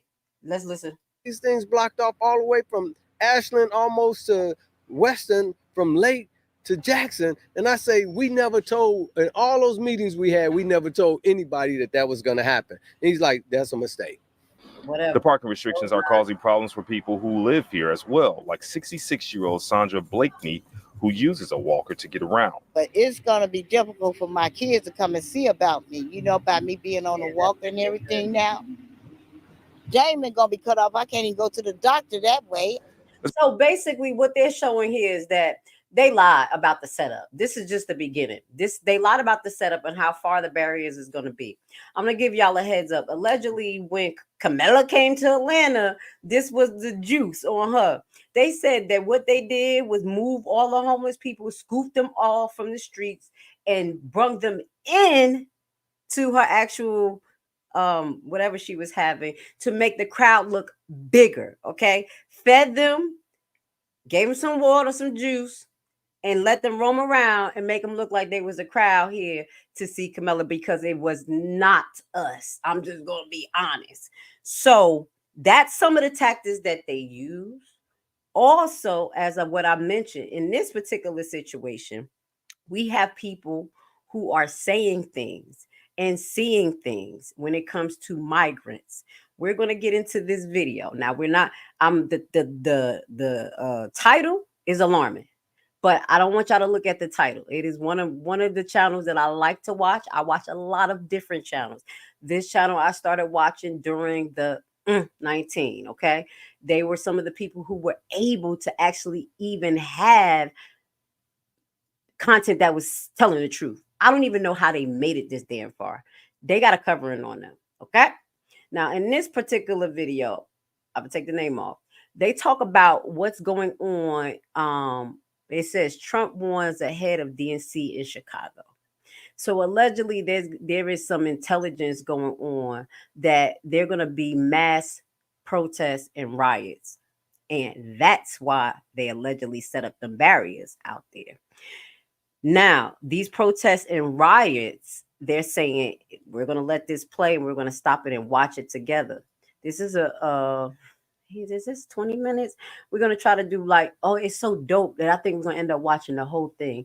The show is called Redacted. Do anybody know about this show, Redacted? Maybe I'm the only Black person who watched Redacted. I like Redacted. It's a husband and wife. They be up there really giving us the news. And this is some inside stuff. They were one of the few right after I made a live, and a few people made a live, that shit was funny with the Trump thing. Okay. They even got information, live pictures and footage of it being more than one shooter. Do y'all know that? I watch those. I watch the people who got that work. And if they're lying, the video will be off of YouTube. You already know YouTube ain't about to play with nobody. And I don't care because they Caucasian. They come after them too. So please check out Redacted. I'm gonna put their page. This page is way bigger than mine. So they're doing lovely. If you don't look at it, it's okay. They over hundreds of thousands of views. Let me see how many subscribers they have. 2.45 million. So if you don't know about them, you better figure it out because they releasing things like this. So let's get to it. This is fair use. We're going to be basically giving commentary towards it. And now I'm going to start right from this bottom now and start paying attention to your comments because I want you guys to comment on this. Well, in a few weeks, Chicago will become the center of the universe with the Democratic National Convention. And I don't say this lightly. War is coming to the Midwest. Venezuelan illegal immigrants have taken over Chicago ahead of the DNC. And our next guest has uncovered incredible information showing how Venezuelan gangs are affecting the entire Chicagoland area. The mainstream media, of course, is largely ignoring the story, not covering it at all. And he has also uncovered new evidence from the Chicago PD directly, showing 2 different Venezuelan shelters that are running human sex trafficking operations right out of those shelters. Terry Newsom is our guest. He's the host of Behind the Enemy Lines podcast, and perhaps no one knows more about what's going on the ground in Chicago than Terry. Terry, welcome to the show. Let's just pause right here. 2.4 million subscribers. Don't mean that everything he say is facts, but I definitely know he's a truth teller. And I'm going to tell you before we get totally into this, I'm going to re-release one of my trending topics, even if I didn't do it here, where I did it on migrants. So I'll get 30 views on Rumble. On YouTube. I said, fuck that, I'm going to Rumble. I need to talk. And I've been watching the migrant issue. I've been seeing the escalation. They were starting in the urban neighborhoods, just dropping them off in our areas. Police stations was filled up. There were police in New York that got stabbed up. Junk police. They were doing catch and go. It was just getting worse and worse. They're full with mopeds in the streets. These people are robbing people with the mopeds. They had this phone heist where they were taking phones, and it's like some material in the phones that they can use to make money. Like, it is international crimes going on now that some of these alleged Venezuelan immigrants came over. I'm highlighting this because I mentioned this. You, not me and you, but our government plays a role in the collapse of Venezuela economy. Okay, they pushed them into a socialistic type of situation where they needed their government to do everything. Okay, it got so bad economically for people, just like it looked like it's headed here, because of corruption, because of greedy corporations, and because selling out the people. And what ended up happening? Venezuelan money inflated. Please go look this up. And these people were begging for programs, and the government ran out of money.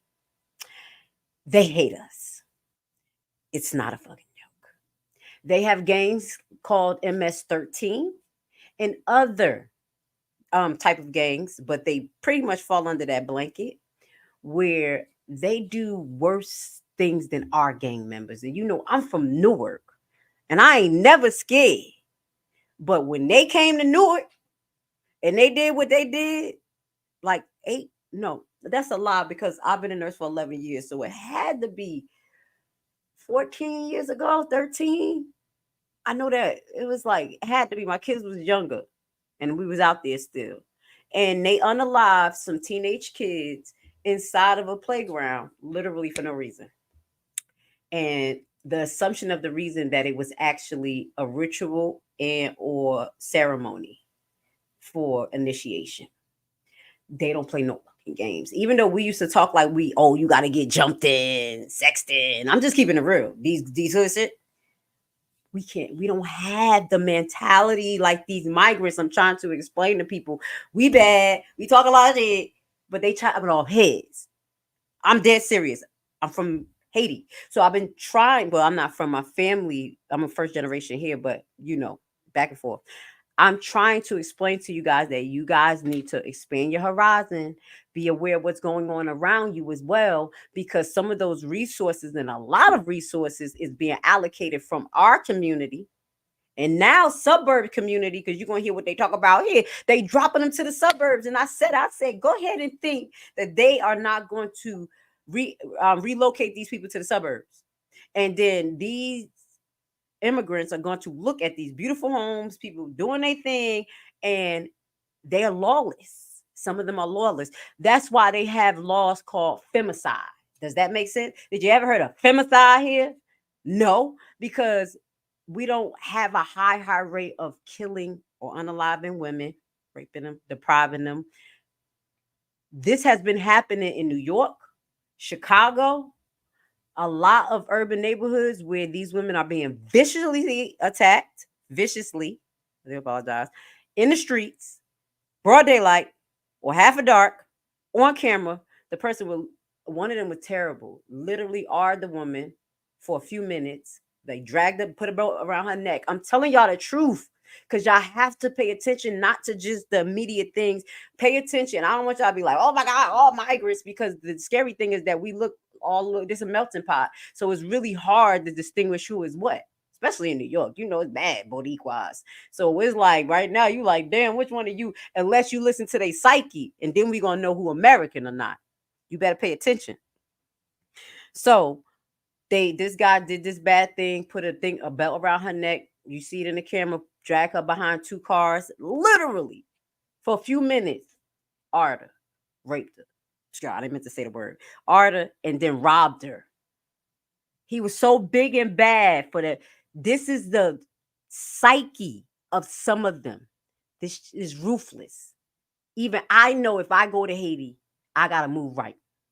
And those my people, because they kidnap and they do shit. Okay?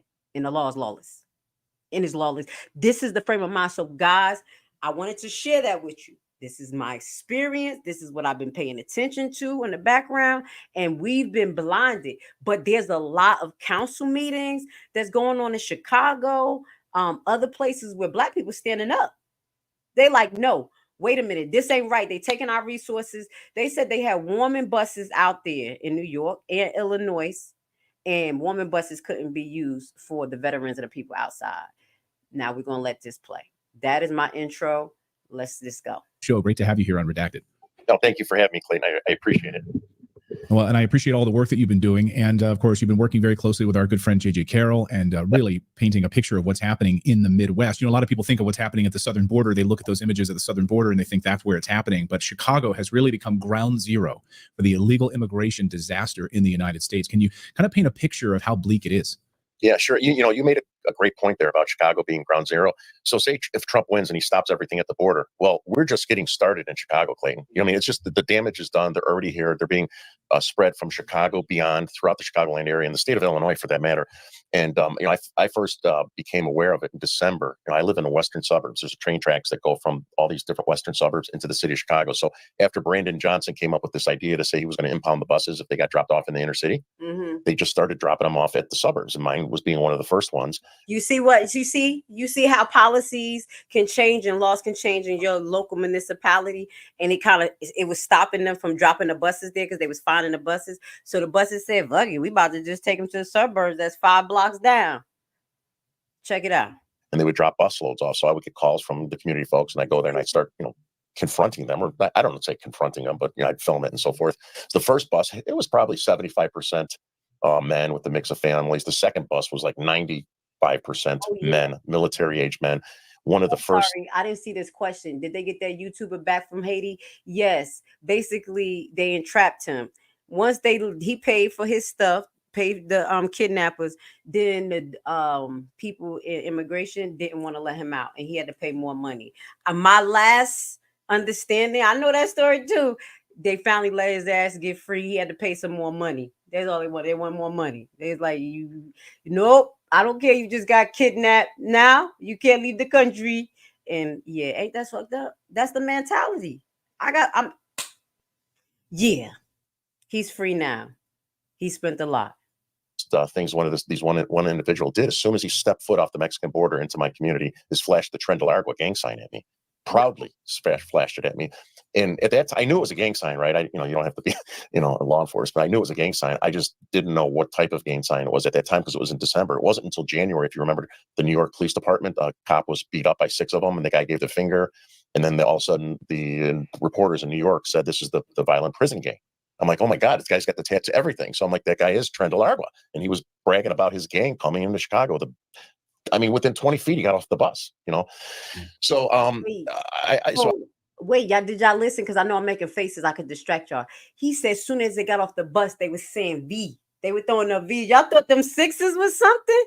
He was like, and this guy, I'm not saying white guy, but we more hip to knowing like, yo, that's a straight. But he said he knew it was a gang sign. But I couldn't tell what it was until I saw it another time. They came off the bus like this. Straight V walking. They don't care. Think about this, y'all. I started following there, and then so what they would do is they would drop them off at all these nice suburbs. They drop them off and they kind of rotate, where they drop them off at the northwestern suburbs, western suburbs, and then there's it's called Union Station and Ogilvy Station. Walking. So then I started going there, and not B walking, V walking, because you're gonna listen to what he said. They throwing up V's for Venezuela, possibly, not B walking, V. Okay. New Year's Day I went there, and there was a Metro police officer, and I'm sitting there because they get off there and just kind of curious of what happens from when they get dropped off in the inner city, right? And I go up to this Metro cop and I said, "Is this where the illegals?" He's a Spanish cop with tattoos on his side. He was like, he looked like a gang member. This police officer, a Metro police officer. I said, "Is this where the illegals get dropped off from the train station?" He looks at me and goes, "Well, what do you mean?" I go, "I live in the western suburbs. They're dropping them off there, and I'm told they're coming in." And it's crazy. That's so weird. He's going to talk about the guy. He looked like a gang member that's a police. Your police has been tatted up. Now you just can't tell nobody apart. I'm trying to tell you, we can't tell nobody apart. Somebody look like a gang member. Now all the police be tatted up in them gang units. Now you can't tell who it is. I told you. We're going to be confused. In here. He was, I guess sometimes. And I said, "Do they have a host? Do they have a handler that picks them up?" He goes, "Well, what do you mean?" Like with an attitude. I said, "Well, somebody greeting him?" He goes, "I guess sometimes." And I went and sat down, and I swear not less than a minute later, because I was going to sit there for a little while and go home, right? The reason that cop was there that I was talking to, the door's open. Here comes Venezuelans with their little blankets from the Red Cross. He was there greeting them in Spanish. Tattoo on. And I'm like, look at him. The guy lied to me, right? Why are you lying to me, right? And so what happens is that they take them from there. They come in by plane as well. We could talk about that. But they take them from there, and then I followed them. And I had Venezuelan guys, with their face covered and stuff in the train station, flashing V and stuff at me. Again, not necessarily the gang signs, but if Venezuelan's so good, then why are you flashing V's in my face, as I'm walking there? And then the sergeant tried to intimidate me from not filming them. He's like, he goes, "You have to leave." I'm like, "No, I don't. It's a train station." Yes, you do. He's another Hispanic police officer. And I said, "This is a public space." He goes, "I'm going to call Amtrak." I go, "Go ahead, call Amtrak." And obviously nothing happened. So then I stood there and I followed him and these 2 other Spanish people from the Office of Emergency Management, which is basically Chicago's FEMA, right? It's Chicago's FEMA. Wait, I'm going to just say this. I can't be mad at the guy talking about his tattoo. This motherfucker is tatted up. I thought I was tatted. He got tats all right here. I'm sorry. Gomez, you making me nervous. Oh, yeah, I'm sorry. I don't mean to discriminate because I got tattoos, but damn, I understand why he said that. Right. These 2 people came in, they talked to the police officers, and then they escorted them out to the south side of Union Station, and there's a school bus sitting there. And then they start putting them into the school bus. And I'm standing on the sidewalk. I'm not in anyone's way. And this woman's, yelling at me. I got this all on film, saying that I can't film. I said, "Yes, I can." "No, you don't." I go, "Yes, I can. I'm on the sidewalk. You don't have permission to film.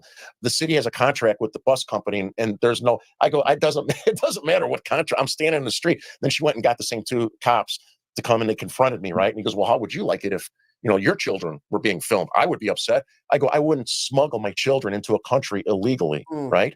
So Right. That's the MO of multiple different locations, and I'm sure JJ talked about it. They try to intimidate, harass, and scare us from filming the truth. It doesn't matter if it's at the intake center, the Standard Club, the Inn of Chicago. And by the way, we just found out the Standard Club, which is on the Mag Mile of Chicago. It's where the shopping district where everyone comes to. The Standard Club is a historic 150-year-old building that was initially built by the Jewish community and changed hands, but both of them were coincidentally bought in 2022 in the midst of this crisis by the same person. So now we're looking into, now they're full, right? Capacity. Let's just stop here. I want you guys to pay attention to that. In 2022, a lot happened in Dolton as well, where the tax levies was put up against people who wasn't paying taxes. It was a hard time for people. And a lot of those businesses that's in the downtown area, as per the individual investor, they were bought at tax lien sales. Exactly what I teach here. You see how God is making me just perfect for Dolton? Literally, they paid the back taxes and they own these buildings. Now, the taxes is higher than the average, like $7,000, $8,000. So if you got 2 years that's back taxes, you paying like $17,000 plus whatever fees and things to get it transferred over, and whatever you have to wait for the redemption time or the time you can actually foreclose on the actual property. I don't remember what Illinois timeline is, but I can't go into it. I'm just going to let y'all know what they're doing here, just like what he said in 2022-21 when we was there asleep in the house, fucked up, trying to make it. They were buying properties and they were buying it for back taxes. So, guys, I do have another jewel for you guys, because that's how they're buying out Dolton. They're not buying them at fair market value. These houses are worth $230,000, $250,000, and they're not the biggest. It's because of the inflated market. So investors like me and you, if you know the method, goes to these tax lien sales and buy the taxes, wait for time to redeem, and move forward for whatever we need to do to secure the property. I'll give you an example. In Georgia, you got 6 months after the tax lien sale. If they don't pay you back the 18% plus whatever, well, you shouldn't be putting money into it. 18% plus whatever you had to pay as fines, then you can move forward in this state in Georgia, I'm talking about, without having to do a formal foreclosure process. Literally perfect the title, go get title insurance, and then go record the deed. 6 months after you invest in the tax lien. That's just one state. This is what I do. So I'm giving y'all a heads up. This is what they do. So another method they use is go through the land bank. And that has been an issue because nepotism has hit with the land banks, because those land banks are owned by private investors. At least when you go to these tax lien sales, there are laws already set up that, like, that's why I'm confused about what's going on out there. I hope Tiffany and none of them was going to tax lien sales, because there's literally laws that is against people who work for the government, friends affiliated to them. They can't participate in the tax lien sale. So I hope that's not happening, but I wanted to break that down to you because the individual investor talked about all these back taxes and why people was losing their places, and people was buying some of the back taxes. So they own some of them buildings downtown Dolton. And when we get into the last part of this, when you listen to the church story, you're going to understand why the church story actually happened, because they was trying to rezone down there to get more taxes, because it's commercial properties, making more high value. And that's right outside of the Dolton, where they have the meetings at. And also the Henyard Cares Foundation. I didn't even see that, y'all. They said it's right across the street from the Dolton Hall where y'all have the meetings at. Those places right there is down there, and they sit, and it's like they're trying to just basically make the downtown Dolton area over based on that. Now I know I went to the left, but because he talked about this, I need you to understand, guys, that this is how they're taking your land, selling it, inflating it out, and once the big company investors come in, they pricing it any which way. They're having meetings, or not even meetings. They just over there like, well, I'm pricing mine $2,200 for 1 bedroom. And that person like, he do 22, we could do 25. And it just keep going up and going up and going up, because they are not humans. I'm gonna be honest. These companies, when you come in like a company, if you know the law, they're treated like a human being. They have the same rights as us. They wrote that into the law. So this is why they move the way they do. And this is why they're able to take the land from us. And I'm going to just move forward. I hope y'all learned something from that. I'll play my commercial at the end. These dumpy hotels are in these nice areas of Chicago, one right next to the Department of Justice building, one in the Magnificent Mile, are full of illegals. And they have NGOs in there managing them. So these NGOs, the Catholic Charities, and others that have been facilitating this invasion into Chicago, and we are about to see the DNC here in a few weeks. And multiple sources have been saying this is going to be a disaster. What you're seeing unfolding in the next few weeks. Can you paint a picture? Help our audience understand where the DNC will be located and why this is such a tinderbox moment right now. Yeah, sure. One other thing, Ben Berkheim, you probably know him. He came into Chicago. I took him to the side. I grew up in the southwest side of Chicago, and there's a Holiday Inn there that it looks brand new. They remodeled it, right? So I found out from my friends that they're moving illegals there. So me and Ben went there, and sure enough, it's the same security guards, the NGO guys. They wouldn't let us in. They got signs in Spanish and Arabic at this place now, Spanish and Arabic. So, you know, I guess that's kind of telegraphing what's going to go on there. So do me a favor, y'all. I need y'all to pay attention to this. I think I stayed in Homewood. No, where did I stay in? I'm trying to remember. It's these 3 hotels, like they were in Dolton, by Dolton area. And I was looking like, damn, all 3 of these hotels getting renovated. And they wasn't like the best. I was good with it because I'm not bougie. You know what I'm saying? But it was decent because they were renovating them. But I said to myself, this particular area that I'm in is kind of industrial. It is commercial. And it looks like all 3 of them is rebuilding in construction. That can be due to stimulus or incentive programs given by the state that they say have going on in Illinois, that they're paying these people to make hotels for the migrants. I'm just throwing that out there. Y'all pay attention to what's going on in y'all area, because I was like, damn, these 3 hotels, they were trapping at that hotel. Because look, I was going in my car. I got that demeanor, I guess, or whatever, that people just like, yeah, she from the hood. I didn't even say nothing. I'm trying to be sophisticated, mind my damn business. You know, I'm out there by myself, like this. The guy like, hey, shorty, what's up, shorty? And I'm like, I'm just trying not to look at him. He like, yo, I got some green. I'm like, nah, I'm good. Go. So that's where I was at, kind of, and they were building that up. So I did see a diverse amount of people, lower income people, but I just need y'all to pay attention to that. Find out what type of programs are funding some of these development programs in these places, like shelters, like hotels, because they may be revitalizing them, but if they have a contract that they have to rent out or allow up to 60% of their guests to be these type of people because they got funding, that's just like if you have a 501c3, right? Where they control you just a little bit. Anytime the government give you money, they control you. Pay attention, please, okay? Because this is what they're doing right now. And we're going to be in deep doo-doo, okay? Get ready. This was built to move these Venezuelans away from the United Center. The United Center, you know, the Blackhawks and the Bulls and stuff. You're probably familiar with that. And then during the daytime, it's going to be at the McCormick Place, which is right off of Lake Michigan. So they're going to have activities there. And then in the evening, they're going to have it at the United Center. So they're trying to clear out some of the mess as best they can. But one thing that's kind of interesting is, and JJ and Ryan were at the intake center, you know, with me. I took them over there.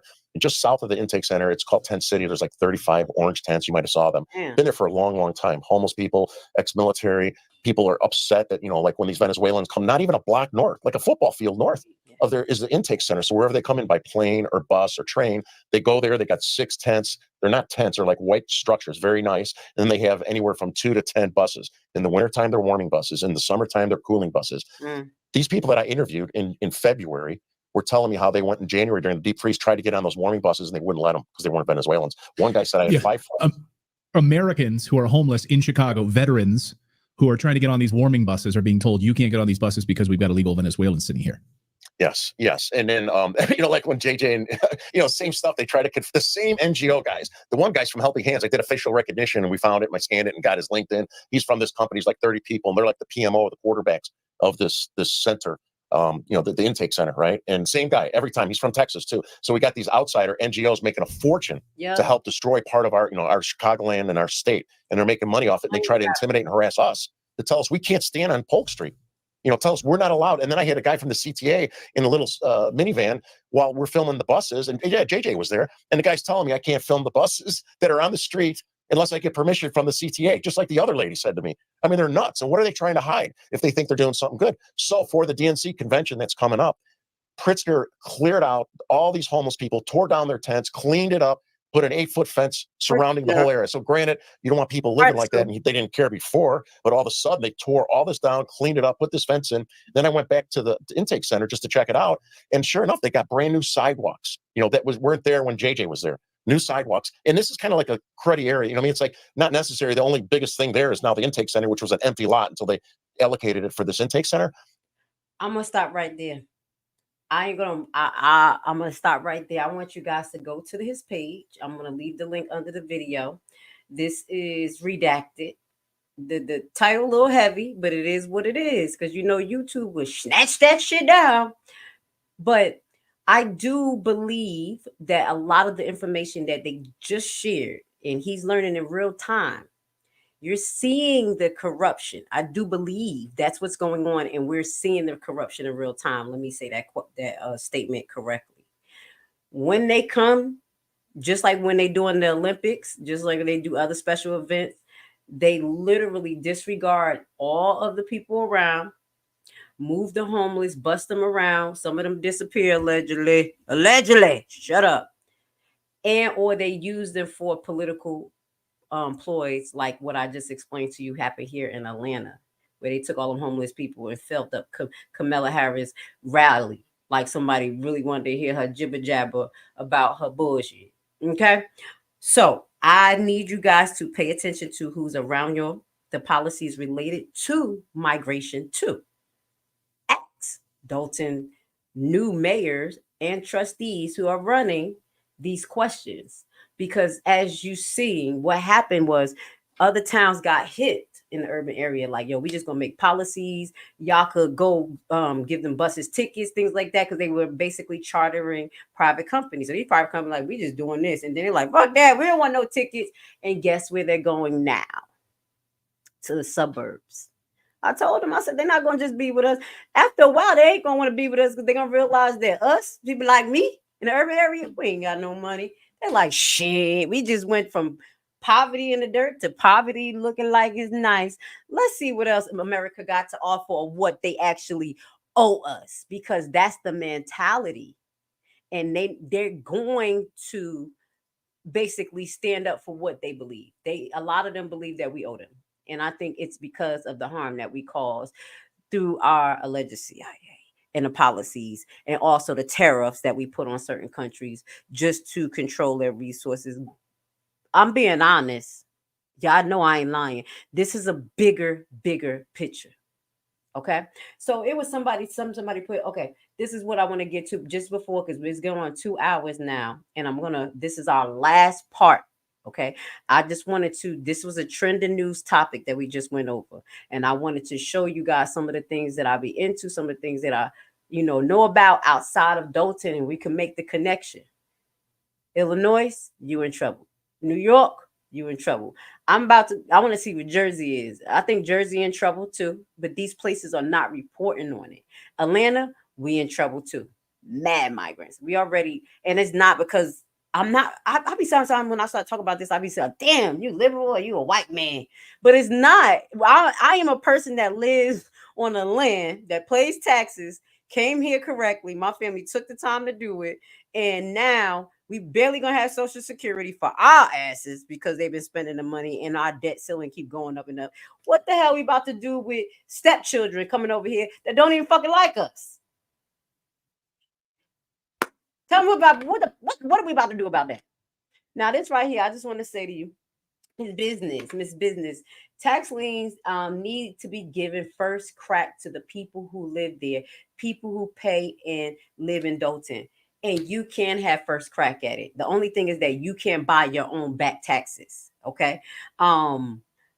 What I teach in my program, and I'm just going to be honest, is not just scooping up properties, because this could be really harsh for somebody. Imagine them losing their property that they've been at for 20 years and due to back taxes, because the taxes went up to $100,000. In some places, taxes went up to $100,000. We have shown that. And these people didn't have no mortgages, no nothing. So imagine being in a situation like that, and then someone as a tax lien investor like myself, and I keep this in mind, it's like we're sharks. We're coming in like, fuck this, we could get this at the lowest price. And this is one of the things I teach my students. You can actually give back to the community. First and foremost, if you learn this method, because they're not stopping you from going to the tax lien sale. People don't go here because you have to do your due diligence. This shit ain't no joke. You don't have a realtor that do the research for you. You got to do everything. So if it's other liens on this property, you need to research it and be prepared to pay for it. I teach you how to look for these particular things so you could be prepared for if you want to invest. Because sometimes it'd be a whole nother lien of $5,000, like a mechanical lien from someone who did construction on the property. If they late on their taxes, they late on other bills that may, make you responsible or have to clear. But as a tax lien investor, what the best thing about tax lien investors, even if they have other liens on them for, I just told you, a contractor lien, you can clear that lien because that we are first in line. First in line meaning me as the investor, if I come in and pay for your taxes because I'm helping the county, I'm first in line above mortgage companies, because if it's still a mortgage on there and they didn't move that debt to the debtor, which is the person, they can't have that house. They will have to pay me whatever I invested in if they wanted to keep that. And usually mortgages on homes, they make sure they pay it and they don't even get to the tax roll. So we're first in line above even a mortgage company that they will have to pay us. Anybody will have to pay us if they want that property.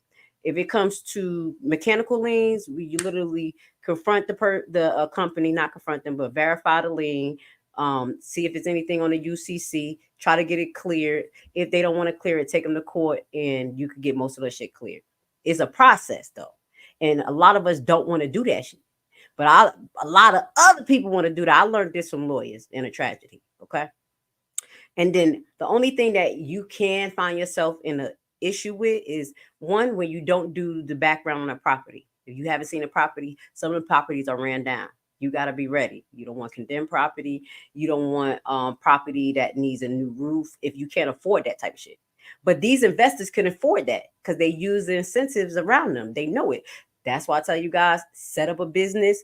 Know the entities around you that can help fund you. Like Atlanta out here has a whole lot of business, like private companies who do personal loans. So it helped you. And also they have sam.gov where you can set yourself up for contracts. That's what they all did. But they took their time to learn this shit. I'm trying to tell you, I've been in here grinding. So when I watched this shit, I was like, yo, this is everything I've been teaching myself for the last 4 years. This is what the fuck they doing? But they doing it to take away from y'all and me. I'm doing it because I'm like, I don't want to pay no whole fucking mortgage ever again in my life. I don't like interest and I don't like paying the bankers. Once I learned this method, I said, fuck this. I'm getting properties at the least price that I could. And now I know it's needed.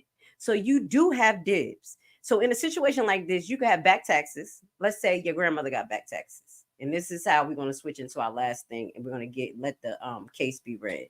Your grandma got back taxes of $6,000. You don't trust grandma because you know grandma ain't going to pay you or whatever. Y'all got bad relationships. I don't know. Good relationship, bad relationship. That's how we have some people. You can say, grandma, I'm going to pay the taxes for you, but I'm going to buy it through the tax sale. Okay. And you can state it, but the property can be in my name. That's if you have harsh relationships with people. If you have good relationships with people, you can actually pay the back taxes, set up a contract with your the person who's the homeowner, which is your family member, that they will have to pay you back by a certain time. And if they don't pay you back, that's just basically transferring the lien to you that you can redeem the property. How I learned this, because a lot of people in bad situations like this, they transfer the property to their lawyers. In the middle of bankruptcy issues and other issues dealing with just, if they're in the correct standing and able to file these filings, they can sometimes transfer the property to their people. And that can create another lien, which takes the debt from that person and it's on you. You pay it and you can be basically the beneficiary of that property. Does that make sense? So there's a lot of ways we can use this to benefit us as Black people, but we don't like to work together and lower poverty. Because I'm not just saying Black people, because baby, if you ain't part of the 1%, we all fucked up. So what I'm about to do now is I'm going to go to a quick commercial so you guys can understand primetime home buyers, a 1-minute commercial. And now we're about to get to the court read, the case read, and you're going to see how they do people bad and how Mr. Williams, the housing director, was involved in actually doing people bad, which was a church that his ass are calling Jesus down and he over there kicking out the church. Okay, so this is how it ties right back. All of this is connected, ties right back. So give us 5 minutes of your time. Well, 5 minutes, no, ain't 5 minutes. 1 minute of your time. Here's a word from our sponsors. Let's get it together. The real estate market often seems like a distant world where only an elite of experts is successful. In a time of so much uncertainty in the air and bad news, realist investing can seem intimidating. But today, I want to tell you that if you make the right decision today, you can enter the real estate market from the back door. Bad credit record? No credit at all? Do you dread the idea of having a home loan? Do you dream of owning investment properties? You are in the right place and right time, because we have created a program which is a tax lien and deed investment online course of only 14 hours. This course is specially designed for people like you who have big dreams. You will learn at your own pace and everything from your home computer. This is your chance. Join our membership for $19.99 a year. What are you waiting for? Visit our website primetimehomebuyerBuyback.org and sign up today for course access. All right, are y'all ready for me to get my big head off the screen? I done talked for 2 hours. I'm over this shit. I'm just playing. What we're going to be doing now is basically do a case read, and we're going to let our AI reader read the case for us. You know, I'm going to be listening with you guys, so I will stop some things to highlight it and also clarify some stuff. So we're going to put that on the screen for you guys. Also, I want to give y'all a heads up. The program that I have is on a separate website, but we do have a whole sister page, the buyback team page, and it's free. You can go over to that other YouTube page and learn as much as possible. I promise you guys, because I'm about to clean that page up and take off a lot of information. I literally gave y'all all the tools y'all need to be tax lien investors. If y'all watch these videos, I have had somebody invest in one of the hardest states. What the hell state was it? Texas? I forgot. No, it was the hell Wyoming or somewhere. It was a weird state. I'm like, damn, you got to wait 3 years. You doing this, you doing that. He was like, I learned everything from your YouTube page. And he did not take the course. And I couldn't be mad at him because I literally gave you all the tools there. So go check that page out. I'm going to put it y'all already at the bottom. And I think it's connected to Uncensored Enlightenment Talk. Okay. So y'all can get freebies there before y'all even go to the course or even look at it. I literally I got a lot of videos there. And now y'all can apply it to y'all real life and go buy some fucking tax liens. Go get that property, yo. It's not going to be easy, but it can be done. If 3 people get together and get $10,000, I think that y'all can do something with it. I do, but that's something we got to talk about because Illinois taxes is high as shit. That's a whole nother story. So now we're going to get to this case read right now. And this is involving, what is his name? I call him the housing director, Mr. Williams. Okay. And this is going to show his true colors. And this is going to show his possible involvement in defrauding businesses, in this case, a church, from properly working as they've been there for a long time, or doing what they've been doing for the community. So I'm saying all of this before we read this is that Mr. Williams, let me say this to you. If you ever watching this, what's his name? Let's put this in real quick.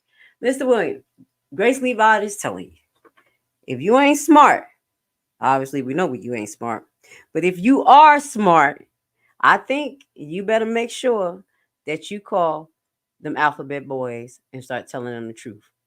They need to know a little bit more information about this housing scheme too. There's been a housing scheme out there in Dolton. There are people involved in that you may not know. It's been going on for years. Go and get y'all property back.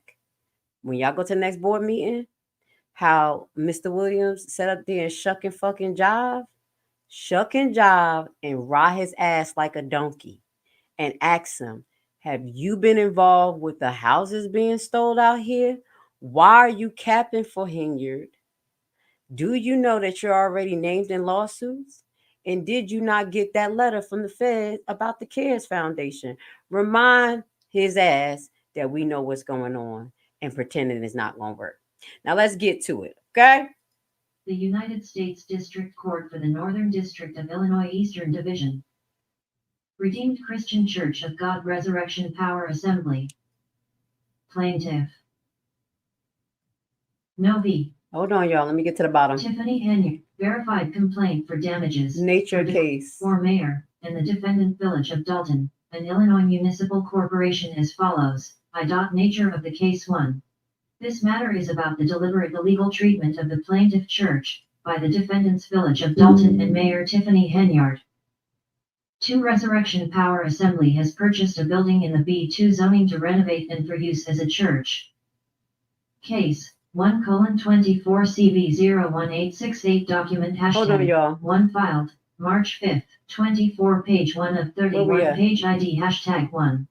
Hold on. Case 1:24CV. Sorry, y'all. 3. The defendant's actions are directly contrary to its ordinances as the express language of Title 10-6B2 of the Village of Dolton Zoning Code permits religious institutions in the B2 District Zoning District, which is the zoning district where the church's property is located at 703 East Sibley Boulevard, Dolton, Illinois, 60419.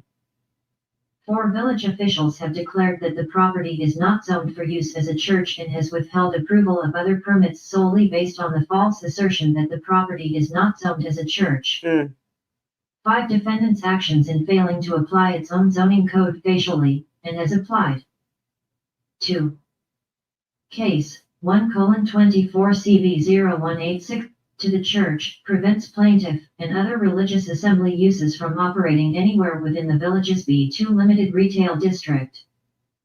At the same time, similar non-religious assembly uses such as hotels, municipal buildings, a library, and uses described as fraternal/social clubs/education/charitable or philanthropic are permitted in the zone as of right. 6. On its face and as applied, defendant's actions in failing to apply its own zoning code treats religious assemblies on unequal terms with non-religious assembly uses in violation of the Equal Terms Provision of Religious Land Use and Institutionalized Persons Act. So that was his defense, basically, that they were discriminating against them because they're a religious institution. And what they tried to do was rezone this actual area for commercial use only. Okay? 2010. But should a municipality create what purports to be a pure commercial district and then allow other uses, a church would have an easy victory if the municipality kept it out. 7. Defendants have also imposed their land use regulations in a manner that treats similarly situated uses differently in violation of the Equal Protection Clause of the United States Constitution. Cleburne v. Cleburne Living CTR 473 U.S. 432, 439. 8 defendants' actions in not applying and honoring their own zoning code also places unreasonable limitations on religious assemblies which seek to worship in the village in violation of the unreasonable limitations provision of RLUIPA 42 U.S.C. 2000 cubic centimeters. 9. The defendants' actions have further imposed a substantial burden on the church in violation of RLUIPA 42 U.S.C. 2000 cubic centimeters and continue to unlawfully restrict the church's free exercise of religion and freedom of speech and freedom of association as protected by the First Amendment to the United States Constitution. 2. Parties 10. Plaintiff, Redeemed Christian Church of God Resurrection Power Assembly, is an Illinois not-for-profit corporation and it was founded in November 8, 2008. As a church plant to Redeemed Christian Church of God that has at least 30 locations where members meet to worship throughout Illinois. I just got to highlight, this church probably been there since she been a little girl, and she don't even care. She's disgusting. Pastor Stephen Osunkai is senior pastor at Redeemed Christian Church of God Resurrection Power Assembly. His declaration is attached here too as Exhibit 1. 12.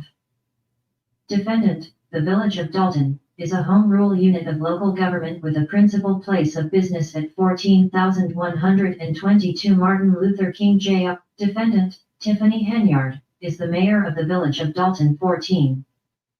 Defendants through its boards and trustees are responsible for the enactment and enforcement of the zoning code and the actions challenged herein. Background Background of the Church 20. The Church began its ministry in November 8, 2008, by meeting to worship in the South Holland Community Center. Due to an increase in church attendance, Resurrection Power Assembly proceeded with a new church plant in Chicago.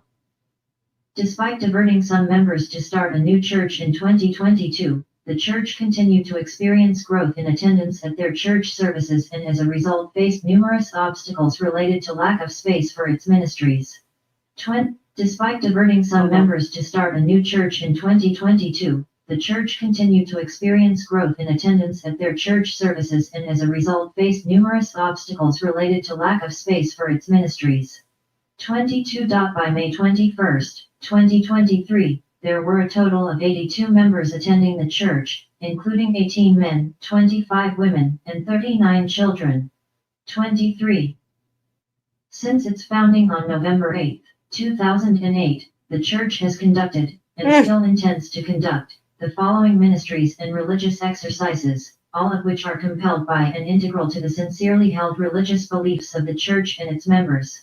Now, let me just highlight right here. Right here, they highlighted some scriptures up in here, and they were like, this is how they support their argument about religious rights. Okay, now religious rights is based in the Bible. Okay, yeah, that's a stance. That's a stance.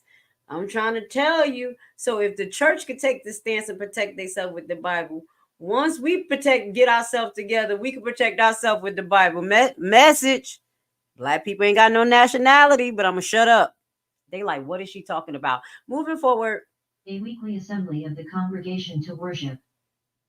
B. Weekly preaching, including speech relating to personal morality, God, social, cultural, and political issues. 2 Timothy 4.2. C. Pastoral counseling for the disturbed, lonely, and bereaved. So these are the Bible verses that they took it out. So they not praying. Oh my God, prayer meeting is in Acts 1:13-14. This is what I did for my exemption. When I did my exemption for the jab, I used scripture as well. That's why I'm laughing, because yo, this ain't no damn joke. You need to learn law. I mean, and learn, like, there's a spiritual law, what is it? Law of the land, and there is international. There's different branches of law. Just know that in the regular court system, they honor the Bible to a certain extent. I'm just trying to let you know that if you use it correctly. Let's move on. So they're giving some pictures. The church believe that all of its ministries are in furtherance of his mission. So it's giving some evidence about who they are, what they do.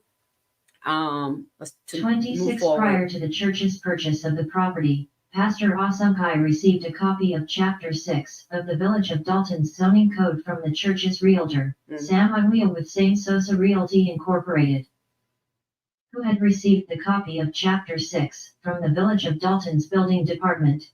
At that time, the pastor noticed that express language of the zoning code allowed for church in Zone B2 where the property was located.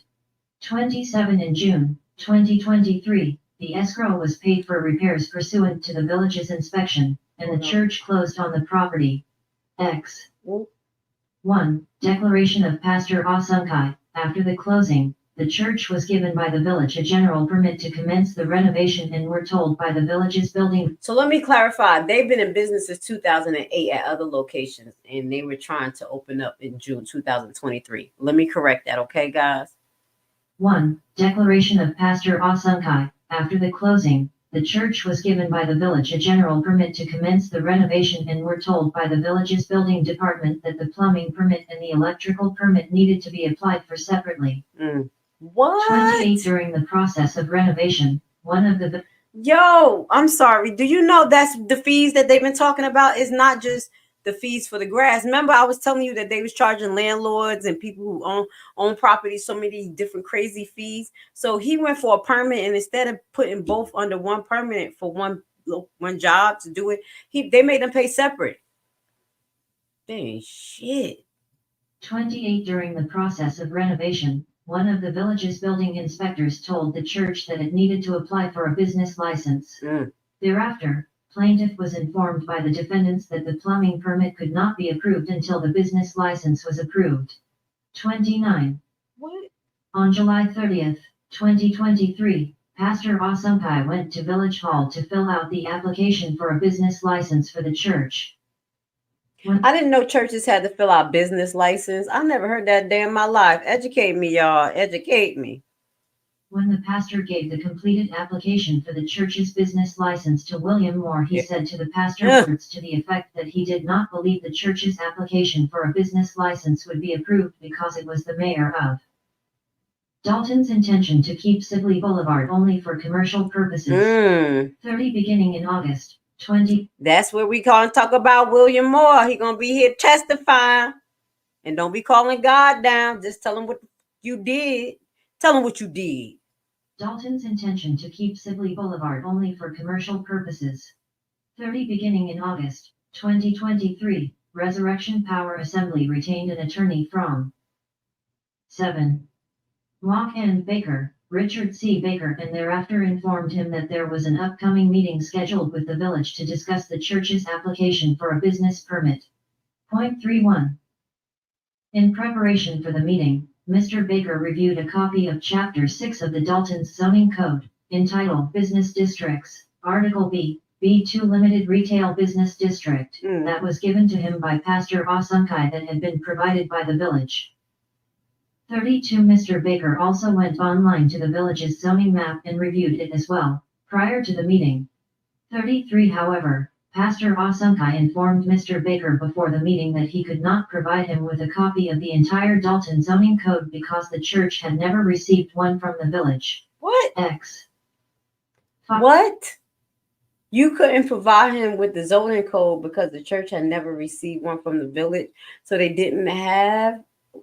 Oh, wait, let's finish. What? 5. Declaration of Richard C. Baker, 34.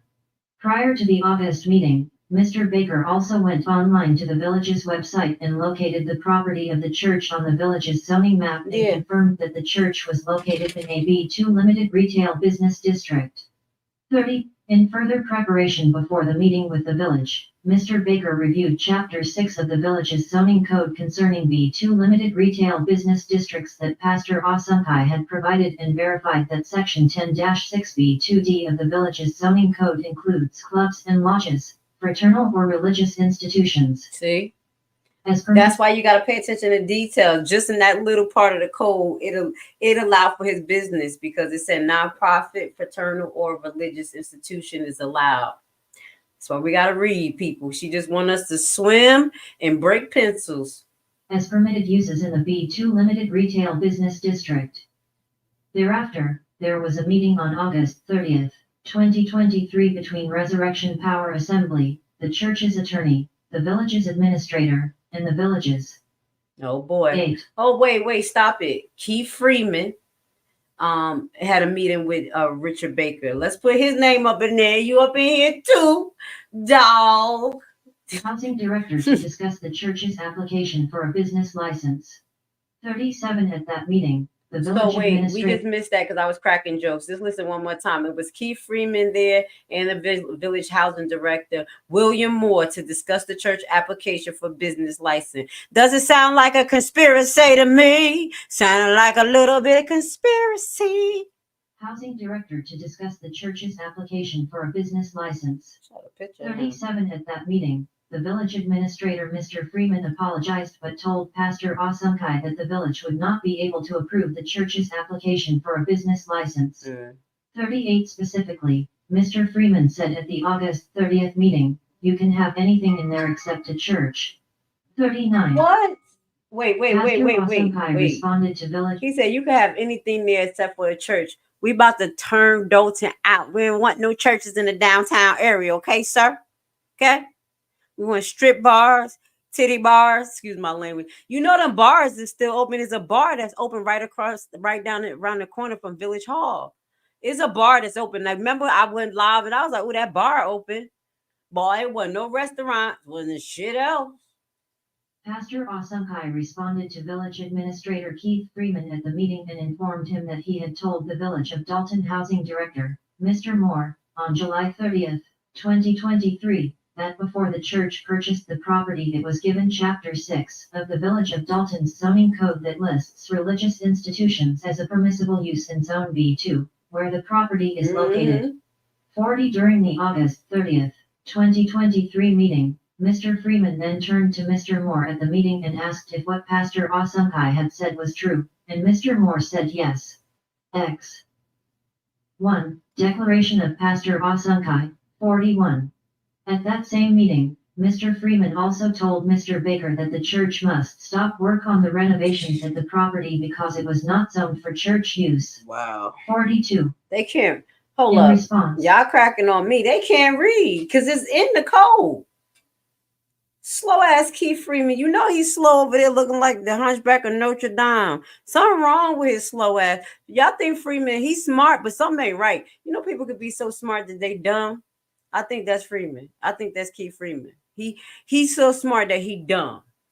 In response, Mr. Baker produced a copy of Chapter 6 of the village's zoning code and showed Freeman Chapter 6, Article B, Section 10-6B2D, in which religious institutions are included as a permitted use in B2 limited retail districts.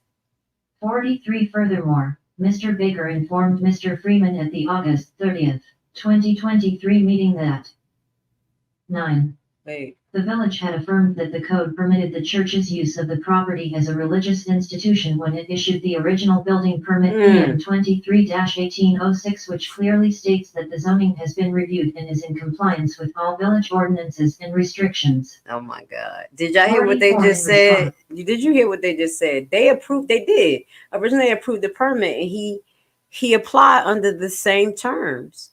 So how did you just start denying shit? Here go a Henyard.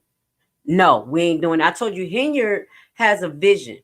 And that's dangerous when someone who thinks they're a leader, that their vision is above everyone around them, that nobody else's life matters. She don't give a damn. It's what she wants. It does not matter what the rules is, what's the law. And y'all, somebody said that. It was like, no matter how much the trustees change the thing, she changed the laws and the regulations, she's still gonna be there trying to swipe that damn card. It's gonna be like reject. She gonna be like, this shit work. I'm just taking it. I'll pay you on the Village of Dolton.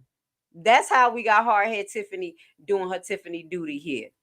44 In response, Mr. Freeman replied to Mr. Baker at the August 30th, 2023 meeting that even though a general building permit had been issued, he had spoken to the mayor and the renovations could not go forward because the property was in an area intended for businesses, and churches were not a permitted use in that area along Sibley Boulevard, where the church's property was located.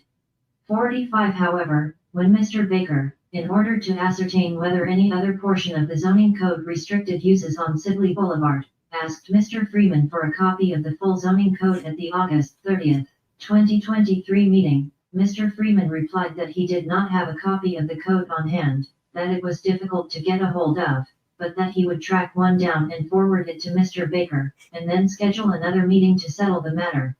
46 Additionally, when Pastor Asunkai specifically asked Mr. Moore at the meeting on August 30th, 2023 about the renewal of the church's building permit, given that it was to expire in October 2023, he responded by stating that there was no problem. When the time came to renew, the village's building department would renew the church's building permit. 47 In the interim, the church's plumber submitted his application for the plumbing permit to the Village of Dolton for the church. On or about early October 2023, when the plumbing permit had still not been approved, Pastor Asunkai went to speak to the village to 10. Speak with Mr. Moore, and asked him about the pending application for the plumbing permit. Y'all see this, y'all? Y'all know why I said, damn, that's messed up. They first they doing the same thing that they had did to Isom, the gentleman who is that Isom, the Isom case, where he was trying to have the barbershop, and then he tried to change it to a massage thing, you know, Paula, to fit what they wanted. They were playing around with him with permits. He would apply, pay the money, and then it just sit. So they getting money each way, like that. And the permit's $500 or so. This is terrible, yo. I understand why people hate Henyard, yo. They disgusted with her. This is disgusting. Because the village was refusing to issue the plumbing permit and the project was stymied until this matter was resolved, Mr. Baker followed up with Mr. Freeman on September 5, 2023 by phone, and when he could not get through, he sent Mr. Freeman an email reminding him of his commitment at the August 30th meeting to provide Mr. Baker with a full copy of the zoning code so that they could potentially resolve the matter. 50. Although Mr. Baker made numerous requests by phone and via email to both Mr. Freeman and Mr. Moore to produce the full zoning code, and to show the provisions of the zoning code that would substantiate the village's position that the church was not a permitted use in its B2 limited retail business district. The code was never produced and no code provision ever provided to support the village's position. Mr. Baker finally asked Mr. Moore and Mr. Freeman to provide him with the name of counsel representing the village. 51. On November 1, 2023, after months of the church's attorney Richard Baker leaving voicemail and sending emails to Mr. Freeman and Mr. Moore, Mr. Baker finally received a copy of the Village of Dolton's entire zoning code from the village's attorney Mr. Stuck. 52. The zoning code that was provided affirmed that the church's property located at. See, at least they didn't change it and shit. You know, here you're changing shit. At least they ain't changing. This man finally got a true copy from them, even though he didn't need it because he saw it himself. On November 2nd, 2023, Mr. Baker sent the zoning code to both Mr. Freeman and to Mr. Moore, along with a detailed letter setting forth the provisions in the village's zoning code that allowed churches as a permitted use in the B2 limited retail business district, and specifically stated, at our meeting in August, one of your last comments was that you would not want to stand in the way of the Lord's work. So please, let my people go. Oh, wait a minute. Yo, wait a minute. Yo, I got to come on the screen for that one. I'm so sorry. Yo, what did you say, Miss Valerie? Yes, God works by faith, and that Bible works. He said, let me get myself. He said, let my people go. I'm sorry. Let's go. Yo, this is amazing. At our meeting in August, one of your last comments was that you would not want to stand in the way of the Lord's work. So please, let my people go. Oh my God. Given the months of delay and given that RCCG Resurrection Power Assembly has a right to use its property as a church, the village's continuing arbitrary refusal to issue the necessary building permits has placed a substantial burden on my client and is unlawful. Accordingly, we respectfully request that the village lift the hold on the continued renovation of the property, renew its general building permit PM 23-1086 and also issue the electrical and the plumbing permits necessary for the renovation. Please confirm this in writing so as to avoid any further confusion. That's sad. 54. On November 27, 2023, in one last attempt to resolve this matter, Mr. Baker contacted the village's clerk's office and spoke with Ms. Neely by phone and then by email in an attempt to obtain the name of the village's attorney who could act on behalf of the village to resolve this matter. Who Miss Neely, y'all? Tell me who Miss Neely is. I never heard that name a day in my life. Neely by phone and then by email in an attempt to obtain the name of the village's attorney who could act on behalf of the village to resolve this matter since Mr. Freeman refused to return calls or respond to emails and Mr. Stick said he did not represent the village in this matter. 55. When Mr. Baker spoke with Ms. Neely, she expressed surprise that the matter was still going on, stating that she thought it was resolved because the mayor decided that this church use does not fit the plans for Sibley. What the fuck does she mean? She thought it was decided. What does this? Who the hell is Miss Neely being stupid? Talking about because the mayor had decided. I told y'all she don't have no respect for other people, their vision, rules, regulations. And then you have dummies, and I'm gonna call them whole dummies. She like a cult member, whoever Miss Neely is, talking about, well, I thought that was decided on. The queen has spoken. No matter what the fuck the law is, no matter what fairness is, no matter what, diversity means and usage according to our rules and regulations, the fucking mayor spoke. Cult member. You see why I don't fuck around? It's because I don't mess with people who don't like me to tell them no. Shit, because I'll be like, no, I'm not doing that. Do it yourself. And if they get mad at you for saying no or questioning them, anybody around you, you better question their intentions and who the fuck they are. In addition, They like Henyard. the village of Dolton and Mayor Tiffany Henyard have failed to respond to a letter that Pastor Osunkai sent to them on January 5, 2024, requesting a response and specific reasons why the defendants continue to prohibit the church's renovation on the 12 case 1:24 CV property, when in fact the village of Dolton's own zoning code allows churches as a permitted use under B2 Limited Retail Business District. 57. Now, almost 7 months later, after Resurrection Power Assembly closed on the property and was provided an initial general building permit by the village of Dolton's building department, the defendants continue to refuse to respond to both Resurrection Power Assembly and its attorney's requests to remove the hold on the building permits for the property and to process its application for an electrical permit and for a plumbing permit for the church to continue its renovation. See Doc Burdens on the Church 58. Defendants' actions in opposition to the village's own zoning code and opposing the use of the property as a church have placed substantial burdens on the church. 59. The church spent 10 years at its other location at 233 E1. So basically right here, this is the arguments set forward. And what they're going to be talking about is whatever the harms that they're having. You remember, if you have a lawsuit, you have to have the harm. Now they set up the whole scenario. We like, oh my God, look at all of this shit. Conspiracy. Now this is what their fight is. Now these are burden calls on the church. Basically, because they can't expand their congregation. This is one of the things I know they're talking about.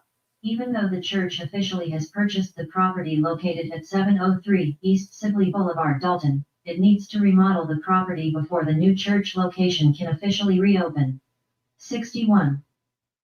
However, defendants have willfully, and without any justification, continue to insist that the church cannot proceed with renovation of the property until it receives a business license, which the defendants have still failed to provide to plaintiff, almost a year after its request. 62. During the remodeling process, the church has had to rent a building temporarily in. So this is where they're setting up the burden. Now they have to spend more money. Now, when they start to go for claiming against the village of Dolton and Tiffany Henyard, this is what they're going to use as the basis of their damages. Listen, this is how you write a good report. This is why this shit 30 pages, because this was a good one. You remember the other one we read? I was like, shit, missing. Oh my God, the judge making them rewrite it because they didn't even have a claim. They didn't even have their damages in there. They just stick a claim in there. But this one is really good, y'all. So listen to what they're about to start establishing, the damages in this case. Order to meet for worship services and for its ministries, and has been paying $1,000 per month for the rent for that space at 233 138th Street, Dolton. 63. The church has been severely prejudiced by the defendant's continued refusal to follow its own zoning code that permits religious institutions in Zone B2. So we know that. So basically what they're about to set up is how the damages is affecting them. So they're talking about the $1,000 per month. The church has had to pay $1,000 per month in rent for the location where the church currently meets at 233 138th Street, Dolton. B. There has been flooding in the hall of the location where the church currently meets for church service. Oh, shoot, that's See bad. the drastic setback in the church's children and teenager ministries because the church does not have the space to accommodate separate rooms for the different age groups at the church's current location. Jesus. D. The ministries for teenagers and adults have to meet together in the same hallway since there is no place in the current location for separate meeting rooms. E. The total church attendance has dropped by more than one-half from a total of 82 church attendees on May 21st. So this is also a claim. What they can do is take the percentage of how much their church was growing versus what happened to here, and then talk about the average donations and give a medium amount and times it. And this is how they set a claim. This is a great case. F. Choir practice continues to be by Zoom since there is no location for the church choir to meet for the music ministries of the church at the current location. More money spent. G. There have been declines in church tithing and members' contributions to the church's building fund. given the loss in church membership and not being able to move into the church's new property at Sibley Ave that has more space for all of the ministries. More money lost. H. There has been a setback in church administration.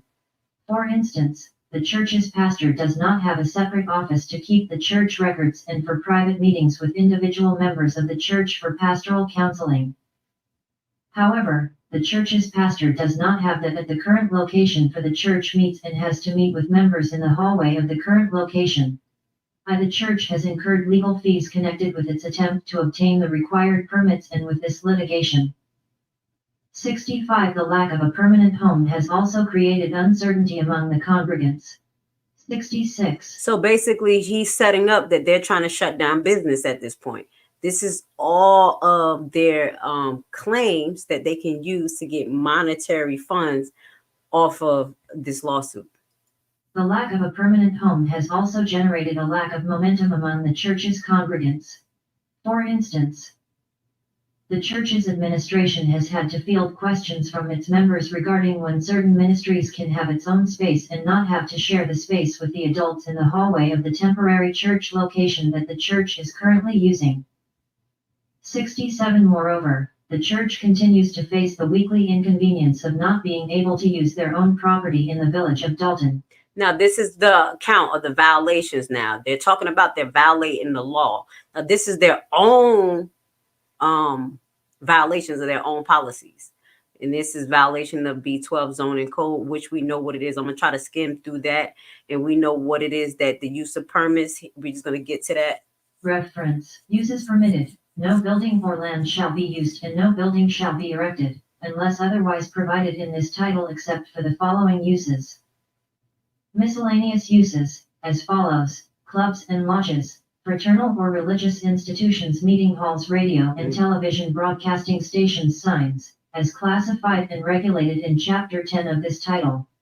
So they're so smart and dumb at the same time. I just got to say it like that. That they verified this code with him, and he was right. 72. After the village confirmed that the property was zoned for church use and after the village initially issued a general building permit to the church for rehabbing the property for church use, the village then refused to allow renovation to continue. 73. Although the village claimed that they did not have a copy of its own zoning code, the village also informed the church that the property was not zoned for church use, and the mayor did not want a church at that location. She didn't want God there. Let's go to the second count. Oh my God, declaration of judgment. Okay. Count 2, declaratory judgment pursuant to 28 USC 2201. Why? I think this because they already told on 1740 themselves. I think they asked for judgment because they already told on themselves. But let's see what they saying here. 74. The allegations contained in all of the preceding paragraphs are incorporated here by reference. 75. Count 2 is alleged against the village of Dolton and Mayor Henyard. 76. The village and the mayor withheld granting the church's business license, renewing. 16. Case 1. Its general building permit, and issuing its electrical and plumbing permits because of the subjective view of Henyard, who only wanted commercial uses along Sibley Boulevard. I don't know what this law is because they didn't reference it. So I'm trying to figure out pursuant to 28 USC. I don't know what law is this, but I'm trying to sum it up so we get through it. But it's restating a lot of the issues of what they did. Made them get a permit, paid for it, then said it was okay at first, then said it wasn't okay, knew the law, tried to hold the law, and lied to them during the village meeting right in front of everybody. Just because they said it nice, people probably believed them. As I told you guys, just because somebody say something like, well, you know, if you would have gave me a heads up earlier, we would have had this document. Don't fall for the hype. How that came in my head. Don't believe the hype. Don't believe the hype, because they have it right there. They knew this zoning code was there. They knew this man was right in front of all of y'all. And they keep Freeman as talking about people talking about, yeah, you should keep Freeman around, even telling the trustees they should keep him around because he's with the feds now. Y'all fucking crazy. This man is of the devil too. Based on prior assurances by the village that the church's general building permit would be renewed, So let's go to this. Defendants are acting as if the church is liable for violating the village's zoning code when, in fact, the village's zoning code expressly allows for religious institutions to be in Zone B2. 79. Listen to that. As such, Resurrection Power Assembly seeks a declaratory judgment to resolve this issue by declaring that the village of Dolton and the mayor must renew its general On its building permit, face. grant its business license, and issue the requested plumbing and electrical permits without a valid reason. See, basically what they did, everything that they state can be proven. It is discoverable. They even admit to it. That's why they wanted a declaratory judgment, because everything within this actual case filing is highlighting that they knew that this man was in right standing, that they made him spend more money, losing members, and literally putting people's health in danger. Like, yo, you know, if it's flooded water, it's mold somewhere. You know that. What the is wrong with she going to jail? Then hell. So that's why they're asking for basically a judgment on his face. Like, we don't even need to go to trial. Just let me have my damn license and pay me what you owe. Let's see what they're asking for in violation of due process and rights. So basically, due process and rights, that is them probably not allowing them not only to open the business, but not giving them a heads up on what is correct to do and what's not correct to do. So they're not following the laws. So this person doesn't have the due process and relate to the laws in zoning because they're lying. So this is why they're saying that you're violating the due process and rights under the processes that they have in Dolton. Okay, let's go into it. They talk about it right here. Every person who, under color of any statute, ordinance, regulation, custom, or usage of any state objects, or causes to be subjected, any citizen of the United States or other person within the jurisdiction thereof to the deprivation of any rights, privileges, or immunities secured by the Constitution and laws, shall be liable to the party injured in an action at law, suit in equity, or other proper proceeding for redress. Basically, in any business or any transaction, discrepancy, especially when that's why we have laws, codes, and regulations. It's a due process. So that's what he's talking about. And any of us as U.S. citizen, we fall under the 14th Amendment citizen. I'm saying it like it ain't the best status. It really is not. We get taxed more everything as a citizen versus other entities that they create. Okay.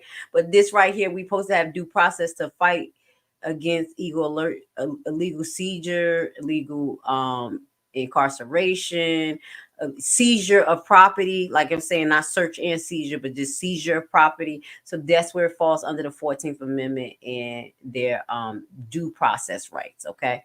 Now we're going to get into it because I want to get down a little bit because they got this pack. Conspiracy. Y'all know I like that word. You know I like it. It is what it is, because that's what all these people are doing, conspiring against each other to defraud the people. You see what I'm saying? Being secretive, coming up with these damaging ass plans so they could come out on top and everybody else lose. Okay. So this is going to be another example of conspiracy to deprive plaintiffs of constitutional rights. So the conspiracy is going to have something to do with Moore, Freeman, and that lady. I forgot the name. I was like, who is that lady? Sounding like a cult member. Those three going to be involved in this conspiracy. Let's listen to how it breaks down. Count 4-42 USC 1983 conspiracy to deprive plaintiff of constitutional rights, the church against the village and Mayor Henyard for damages. 94 The allegations contained in all of the preceding paragraphs are incorporated here by reference. 9. Defendant the village of Dolton and defendant Mayor Henyard, acting in concert with other known and unknown co-conspirators, conspired by concerted action to accomplish an unlawful purpose by unlawful means. 97 In furtherance of this conspiracy, each of the defendants committed specific overt acts. You see, specific overt acts, misuse their position of authority. Conspiracy, the foundation of it, what they're doing is see, I use that word. Y'all made me conscious of that damn word. I don't care. I can't say the S. Shit. But overt basically acts are acts that are not out in the open. It's sneaky. Now, it's a two-way street when it comes to the RICO charges and conspiracy, because basically, even though these people here deserve to go to jail, they do. If we do things inadvertently and don't know, we can be charged with conspiracy, and they can use us against whoever is the big dog in the conspiracy they're trying to bring down. Let me give you an example. You work for a car dealer. You don't know that this owner of this car dealer is taking cars and swapping VIN numbers, but you've been selling it. You got an idea something not right, because you like, damn, this VIN number don't match this paperwork, but fuck it, I done made some money. I don't care. That's not my job, not my thing. Do you see what I'm saying? When the alphabet boys come down, they're looking at everybody part, and they're going to ask you, hey, did you not see these two VIN numbers not matching when you did this transaction? And the person is going to be like, and that's how it's an overt act. Is that you may not have known that this was a car ring. This is how they get people. Do you understand the significance of RICO and how it's going to be able to take a whole bunch of people under and wipe us out? Even if that's why you gotta be careful who you associate with. You see why I'm funny as hell? Like, fuck this. I learned, excuse my language, I learned a long time ago from when the first time my page went viral. Baby, if I stay associated with this right here, them alphabet boys is gonna watch me until I slip up and try to make something over at and lock my ass up. Okay, I'm dead serious. I was like, I'm not part of that shit. I don't want nothing to do with them. I was just learning about some stuff. Now I figure out this shit is weird. I'm leaving it alone. This is a whole nother subject that y'all may not know nothing about. This is not the first time that my page has went viral. I had to reset my page because I was like, hell no, them alphabet boys ain't coming after me. I went too deep in this motherfucking conspiracy. So guys, go ahead and mess around and be too loyal to just anybody. You don't know their connections. You don't know what they have under them. You don't know their intentions. And then you end up being connected overtly to that person. Does that make sense? How conspiracy could get you, gotcha. Get you, gotcha. All right, so let's go on to Count B42 how many more counts we got? 1983 Monell liability. We getting down to it. We probably got, I think we got 2 more counts. We're going to try to just jump through this. So this is Monell liability to church against the village. Let's see. I'm going to listen to it and break it down. I really don't know this specific code, but I'm always willing to learn. Let's go. 100. The village of Dolton, through its police department and mayor, has interrelated de facto policies, practices, and customs which included, inter alia, a falsely representing to the church that the village's zoning code is limited to commercial uses. Monell liability. When the express language of B2 of the zoning code includes an exception for religious institutions, B failing to promulgate policies to address how public officials are to. 20. Case 1:24 CV01868 document. Engage with churches in ensuring constitutionally protected First Amendment activity. C. Failing to train public officials, such as the defendants, in the express language of the village's zoning code, so that they have an understanding of the fact that religious institutions, such as the church, are allowed to exist in Zone B2, D. Retaliating against the church by denying its business license, by refusing to renew its building permit, and by failing to issue the plumbing and electrical permits, resulting in severe prejudice for the church from the unjustified delays. 103. Defendant, the village acted under the color of the law, and under the authority of one or more interrelated de facto policies, practices, and / or customs of the village of Dolton, by and through Mayor Henyard, to violate Resurrection Power Assembly's rights as set forth above. Okay.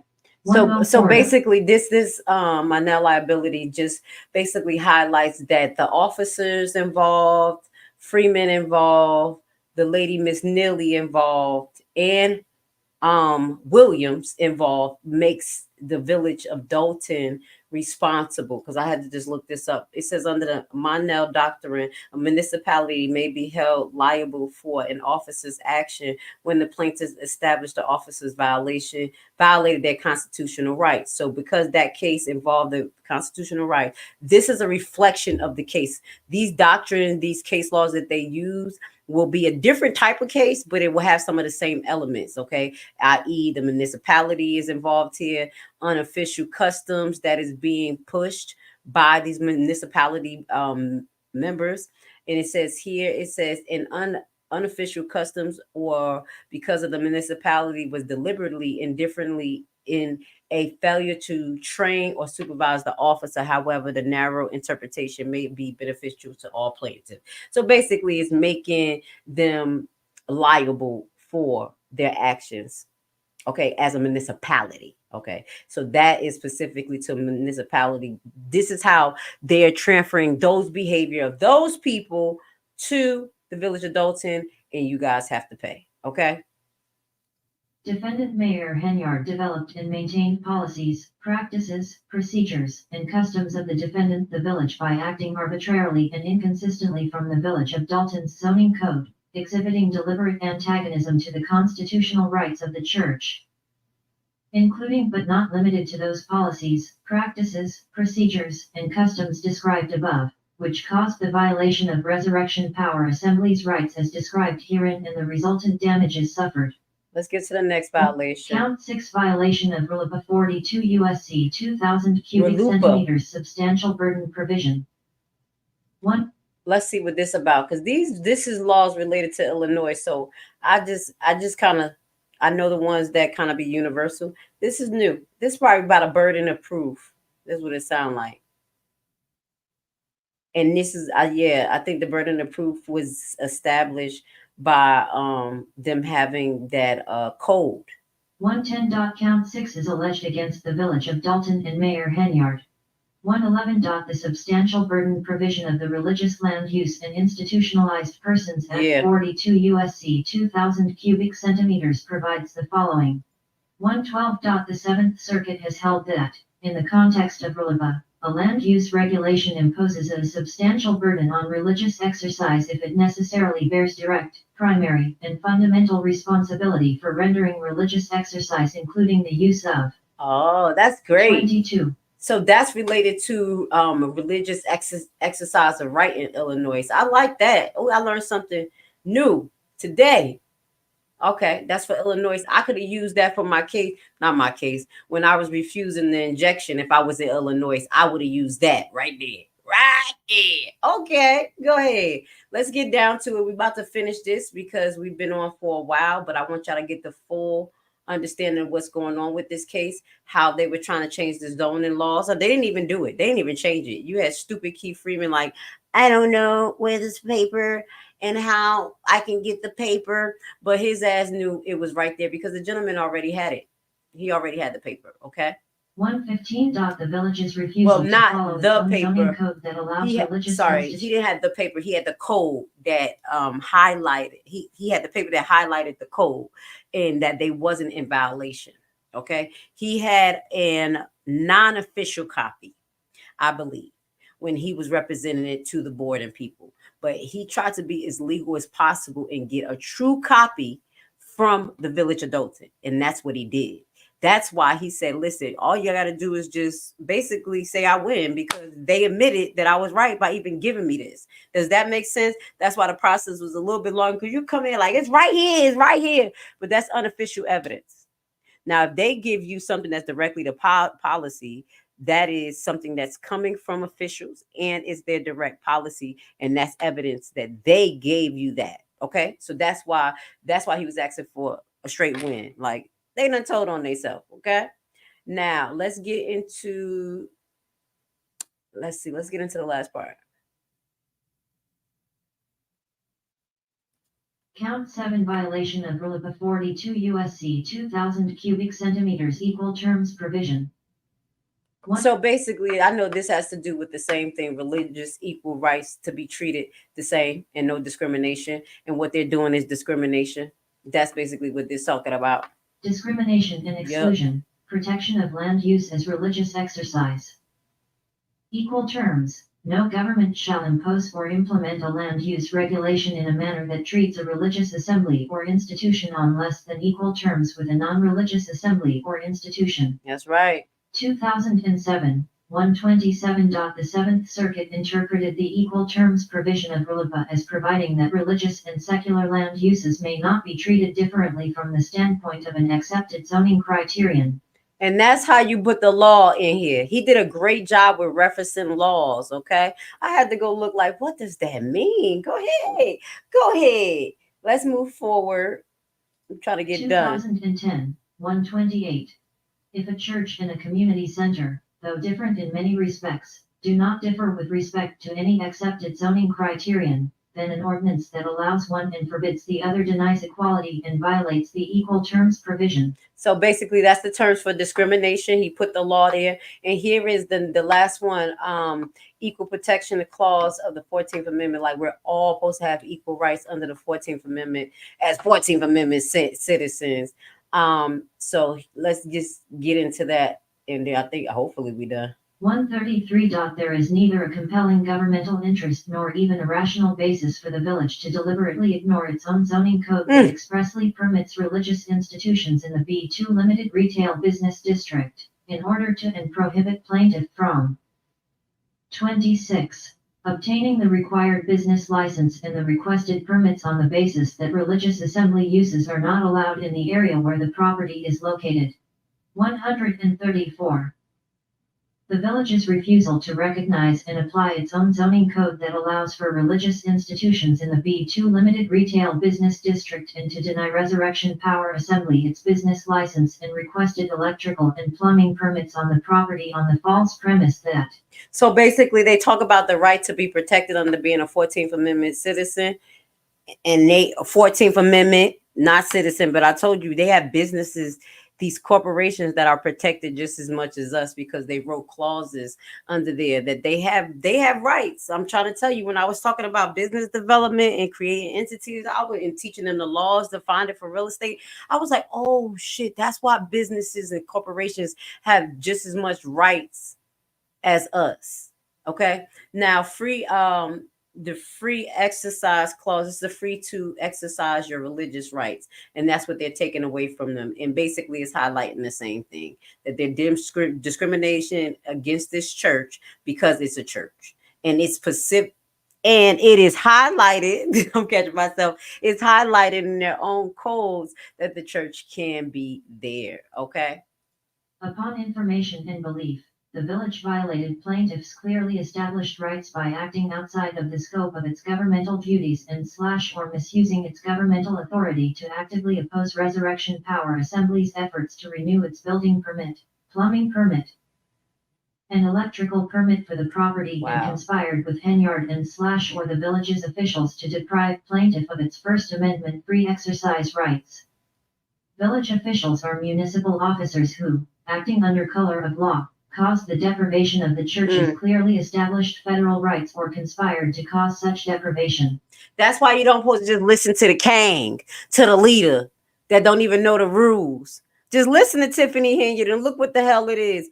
Look exactly what it led the village of Dolton to. Another lawsuit because you deprived this person of their rights. And this is under federal. That's why they picked this up federally. You understand this? Is an article that said this is picked up federally. That's why Mr. Moore, he needs to shut the hell up because this is picked up federally. They do have a news article that says that.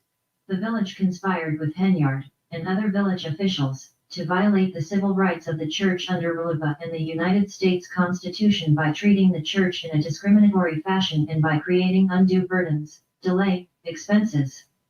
Now, in this other count, he's trying to go directly after Tiffany Henyard, the individual. Okay. And I think, like, for instance, like what's happened with Lacy Lewis, they're saying making him responsible. It looks like they're trying to make him responsible for some lawsuits that he has caused.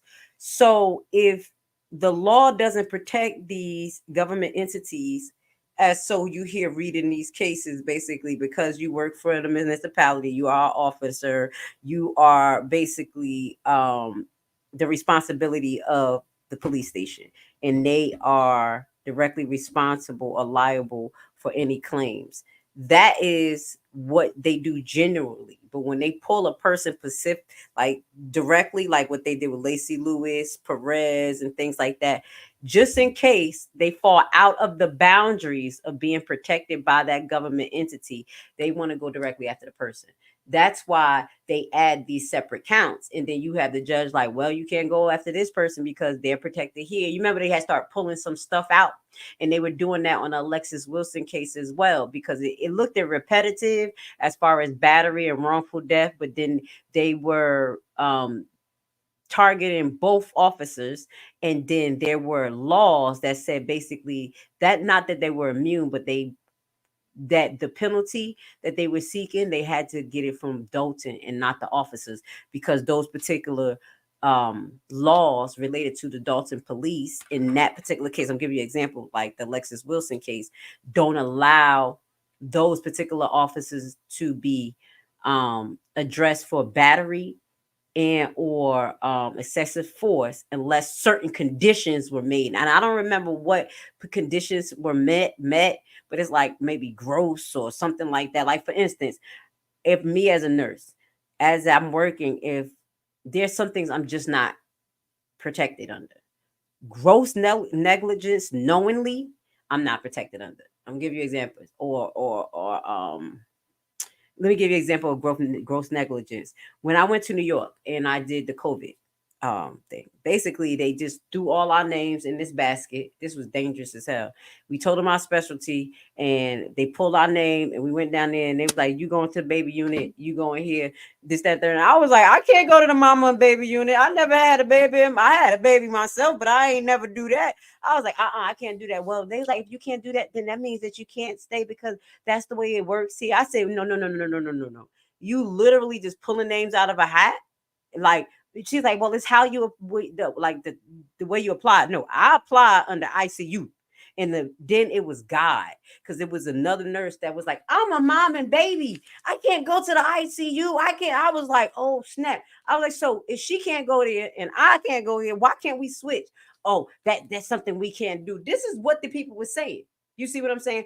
And the reason why I was standing my guns, because in the state of New York at that time, and I'm going to start to close off, because this case is still active, and I think we're on 29, and we're going to kind of skim through this. In the state of New York, basically, they gave us the right to work as nurses without having the New York license. It was basically Emergency Act. But they said under these terms and conditions, we are not protected under gross negligence, under in other things. But gross negligence is what stood out to me, because when you go into a place and you don't know, you don't know. You know you ain't supposed to be there, and you a specialist and you ain't doing right, that falls under gross negligence. I'm highlighting that because what would have happened if I would have took care of a patient and something happened to them, I wouldn't have been covered for real under the Emergency Act in New York, and I wouldn't have been covered by that agency. And they fucking knew it. They knew it. They was dangling that $10,000. I said, shit, y'all better switch up. They switched up. And then I only stayed there 2 weeks because it was terrible. But I just gave y'all an example of how the liability can be transferred over officials and people who work in certain businesses that they supposed to have some type of coverage. Does that make sense? That's why they kind of separate these counts, and then they start sounding redundant, because they focus in on each person to see what's going to hit based on the law. Okay? So this is the end. Prayer for relief. This is what they asked it for. Let's see if they asked it for just money or they license. Prayer for relief. Wherefore, the church respectfully requests relief as follows. A. Enter a judgment declaring that the village of Dolton must renew Resurrection Power Assembly's building permit, issue the requested plumbing and electrical permits, and business license. B. Enjoin on a permanent or preliminary basis defendants the village of Dolton, its mayor, officers, agents, employees, attorneys, and all other persons acting in active concert with it, from acting in a manner inconsistent with the Village of Dolton's zoning code, which permits churches in the area located at 703 East Sibley Boulevard. They want their license and permits. They want the people at the Village of Dolton to act accordingly to the law. The employees, the attorneys, the mayor, the officers, they are all in cahoots. Conspiracy. Dolton, Illinois. C. Enjoin on a permanent or preliminary basis defendants, the Village of Dolton, its mayor, officers, agents, employees, attorneys, and all other persons acting in active concert with it, from preventing or attempting to They said stop being biased. That's what they want you to do. So they calling them all out. This is what they asking the judge for. Let's see what else. How much money? D. Enjoin defendants, the Village of Dolton, its mayor, officers, agents, employees, attorneys, and all other persons acting in active Enjoin means to enforce them to act in cohort with the law, basically, and stop preventing them from getting their permits. He talks about the plumbing, the business license, and you know he paid for these things. He paid for he paid them, and they just never renewed them. Also, they want to award damages against both Dolton. Let's go. An electrical permit and from renewing its general building permit. E. Award damages against both defendants for violation of the church's constitutional and statutory rights, for the injuries and the unlawful burdens the church has 30. Incurred, and for the unlawful delay and expenses related to the church's attempts to receive its permits. So they want money back. F. Award the church punitive damages for Mayor Henyard's willful and wanton acts of unreasonably and deliberately denying the church's application for a renewal of its building permit on the property, along with. So basically, they want the money back from what they have spent, because he's talking about award the church of its cost expenses of these actions, including reasonable attorney fees, as well as they want punitive damage. That's where you get a lot of the money in punitive damage. And that's what ended up happening in the $33.5 million case. It was more punitive damage going on. So right now, as I mentioned to you, they have a new lawyer. I figured that out by reading this case and looking at the filing. As of today, they're going to zone in map 2. As of today, this is when a new lawyer, that new lawyer that I had told you guys about, his name is Shaika. Shaika is the new representative of these cases. Now, I don't know if it's all the cases that Dolton have, but they have a lot of cases. And we're just going to just remind you of the number before we close off. I know that was a lot to unpack. I am so glad 150 of you individual free thinkers had the mind and the attention to stay here all this time with Grace Levi talking. And y'all know I was talking some heavy shit. And y'all was here for it. I love y'all. Y'all my people. My people who can see here got some damn attention span. I'm glad I was able to enlighten y'all, educate y'all a little bit, as well as entertain you. Just know that Delgado has recently dropped 19 cases. So we have new lawyers there in Dolton. I believe Henyard is possibly playing for those two FBI, what did they say? Federal crime investigator lawyers to be there to watch the trustees, because she see the trustees are moving. Like, oh, you want to change laws? Go ahead and fuck up. Go ahead and fuck up so I can get you. That's why she got them watching. And it looks like Delgado is separating himself just a little bit. Okay. I don't think that Delgado has thrown her in the garbage. I don't think so. They have let Henyard go too fucking far to just let her fall right now. I don't know what makes her special.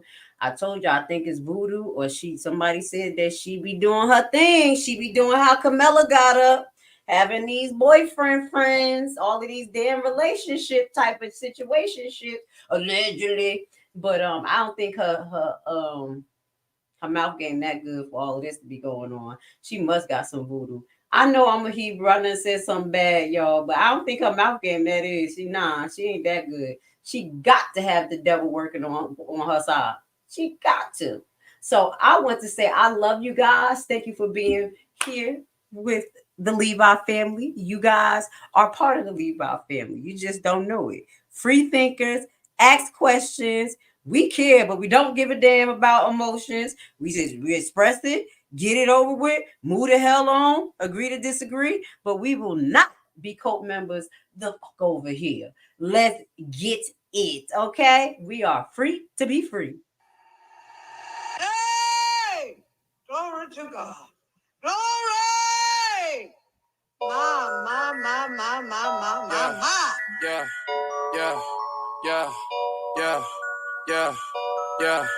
Yeah. Hey. Yeah.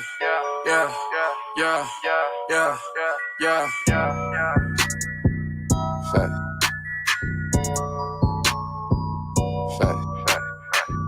Praise him.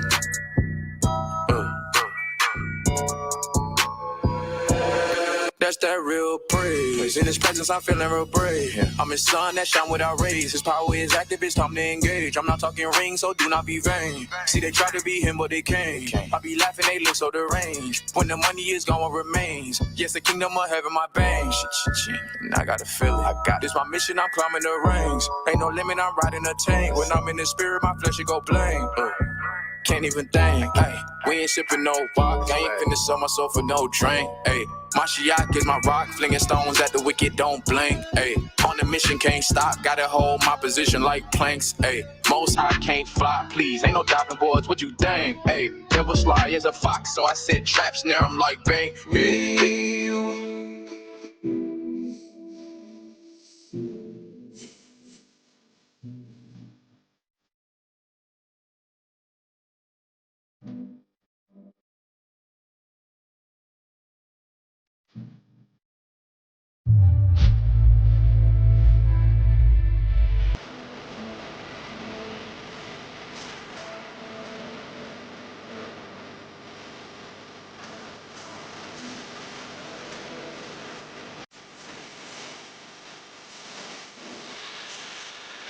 Every election.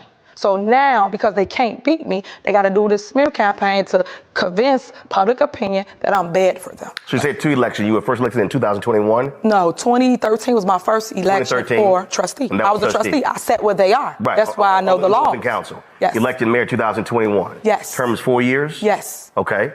Plans of running for re-election? I'm running for both my seats. And I'm going to win them. So, and when is the election for Thornton Township? 2025. So those elections at the same time? They are. Bullshit. Bullshit. Bullshit. The real estate market often seems like a distant world where only an elite of experts is successful. In a time of so much uncertainty in the air and bad news, realist investing can seem intimidating. But today, I want to tell you that if you make the right decision today, you can enter the real estate market from the back door. Bad credit record? No credit at all? Do you dread the idea of having a home loan? Do you dream of owning investment properties? You are in the right place and right time, because we have created a program which is a tax lien and deed investment online course of only 14 hours. This course is specially designed for people like you who have big dreams. You will learn at your own pace and everything from your home computer. This is your chance. Join our membership for $19.99 a year. What are you waiting for? Visit our website primetimehomebuyerBuyback.org and sign up today for course access.